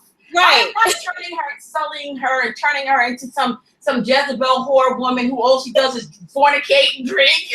Listen, she's entitled to a glass of wine. And when shit was really stressful for her, she got a little tipsy, and it was funny as hell, and we had a lot of fun. That don't mean her ass is a damn alcoholic. Calm down. So funny.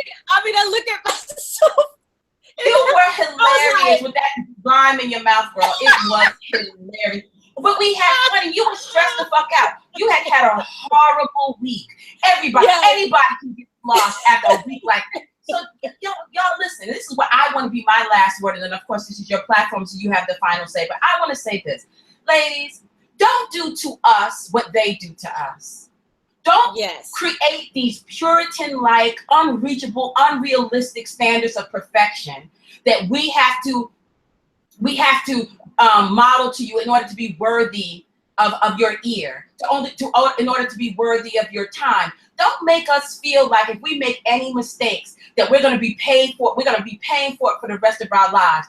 Don't do to us what they try to do to us, which is say you had a baby out of wedlock 20 years ago, and so anything that you have ever done since then doesn't matter. No matter how well you raised those babies, no matter all of the great things that you're doing now to help women, that it doesn't matter because you had unprotected sex with some man without a ring on your finger 21, 22 years ago. Don't be the female version of that by holding us to standards and never allowing us to redeem ourselves. Don't do that to us. Not if you expect us to continue to do this work and come out in front in your name. Because a bitch like me will stop. So fuck around with me and Breukelen Bleu will be gone. But in general, don't do that to us. Give us if you give the Black community, you give Black preachers, you give back Black politicians, you give Black men, you give your abandoning Black fathers, your no good baby daddy, you give Black people, your sons, your sons, you give them chance after chance after chance after chance. Can you just find it somewhere in your heart to extend a little bit of that benefit of the doubt to Black women who are at least trying to help? Right. Can we at least get that? Don't do that to us, because a bitch like me will disappear. And Crystalline, it makes her crazy. It hurts her feelings, and it keeps her from being able to focus on the message that she does want to focus on, because she's being triggered, she's hurt, they're attacking her, and y'all are attacking her and making her feel dumb and stupid because she made a mistake. And granted, not listening to wisdom is not a good thing. But we are working on that, and she's listening to wisdom now. That's why we're here. So give her a moment to adjust. Give me a moment. Don't come at me and tell me I'm not worthy to speak because I don't have a college degree and a husband. Don't make up lies and rumors about me because you assume that because I live in Bed-Stuy, do or die, that means I'm living in a hovel somewhere with no water and no heat, with holes in the ceiling. Stop doing that to us. Yes. Okay? We both bring our unique brand of wisdom. Accept it for what it is, and stop being so hard on us. because this is the exact thing that you say the Black community does to you. You see how you don't like it? Then don't do it to us. Exactly. And so there you have it, guys. It's a wrap. I hope that you will look back at the classic Crystalline and Breukelen Bleu. But this is the last time we are doing this because we have bigger things to do, and what we have to offer, it comes at an exclusive. It has to be an exclusive manner that it's presented. All of the drama over the last 3 weeks has proven that really you could see the energies of people lose their goddamn minds. Mm-hmm. I mean, I was even in shock at just the level of boom, pow, this thing, drama after the other.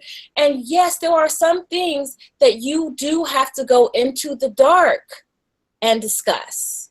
Mm-hmm. Some things are not, you have to. There are some things that you cannot expose to the light so that all can see, because that's like revealing your hand. So here's again how you can help. First of all, support us. Like you said, we are a minority on YouTube. There's a segment of people on this sector of YouTube who are paid regularly to drag the name of Black women. Like, they are well financed. The top He-Man Black woman hater is a millionaire because of it.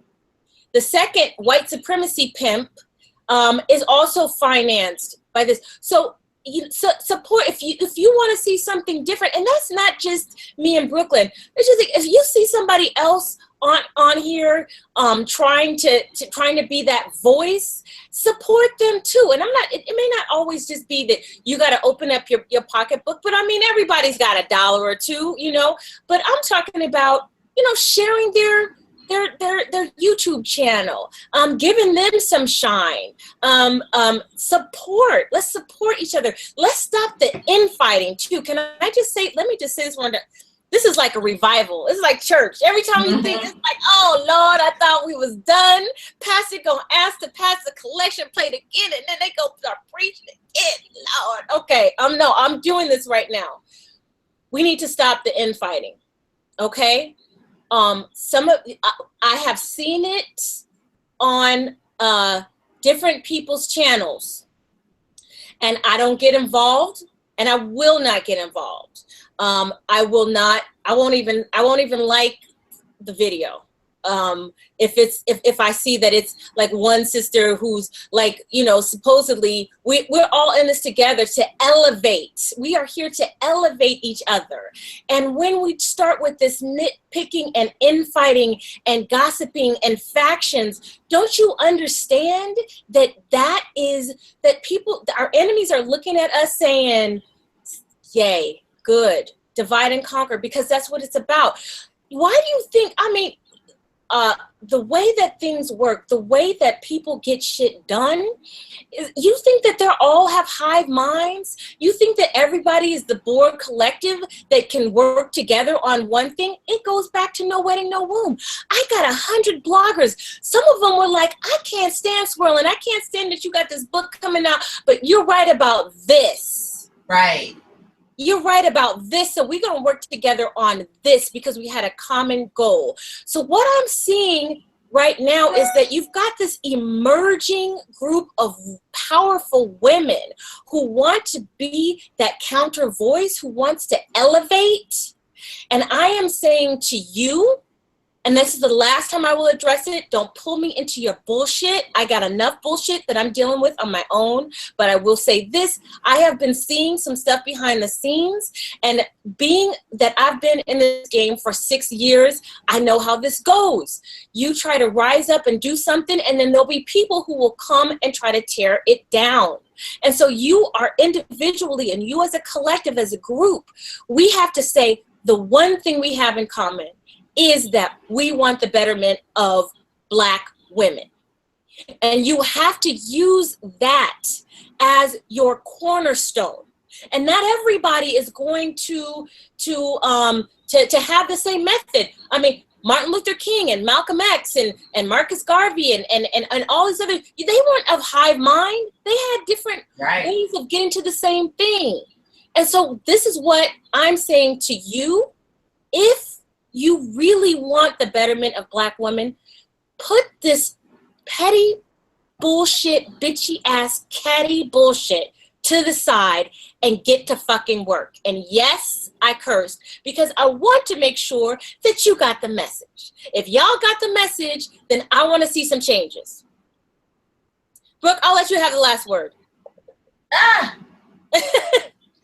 Well, thank you. That's an honor. I want to thank everybody who has supported. I have seen the donations over the past weeks. I am very appreciative of it, whether it was $1 or 200. I appreciate the donations. Men and women, I appreciate. Black and white, I appreciate your donations. There's so many, I can't even just, to call out everyone, but I want you to know that I see you, that I am appreciative of your support.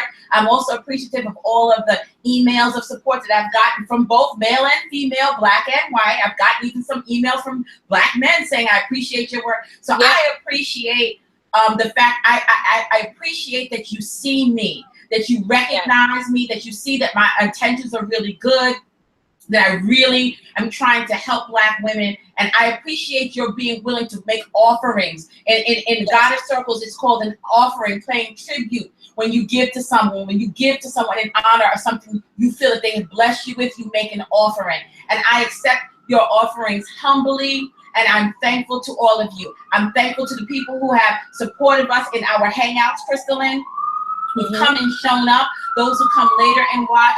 I thank you. I thank you, Crystalline, for having me, for hosting me, for going through this crazy journey the past couple of weeks with me, for listening to me, for teaching me and telling me, watch what's going to happen, and it turning out to be true.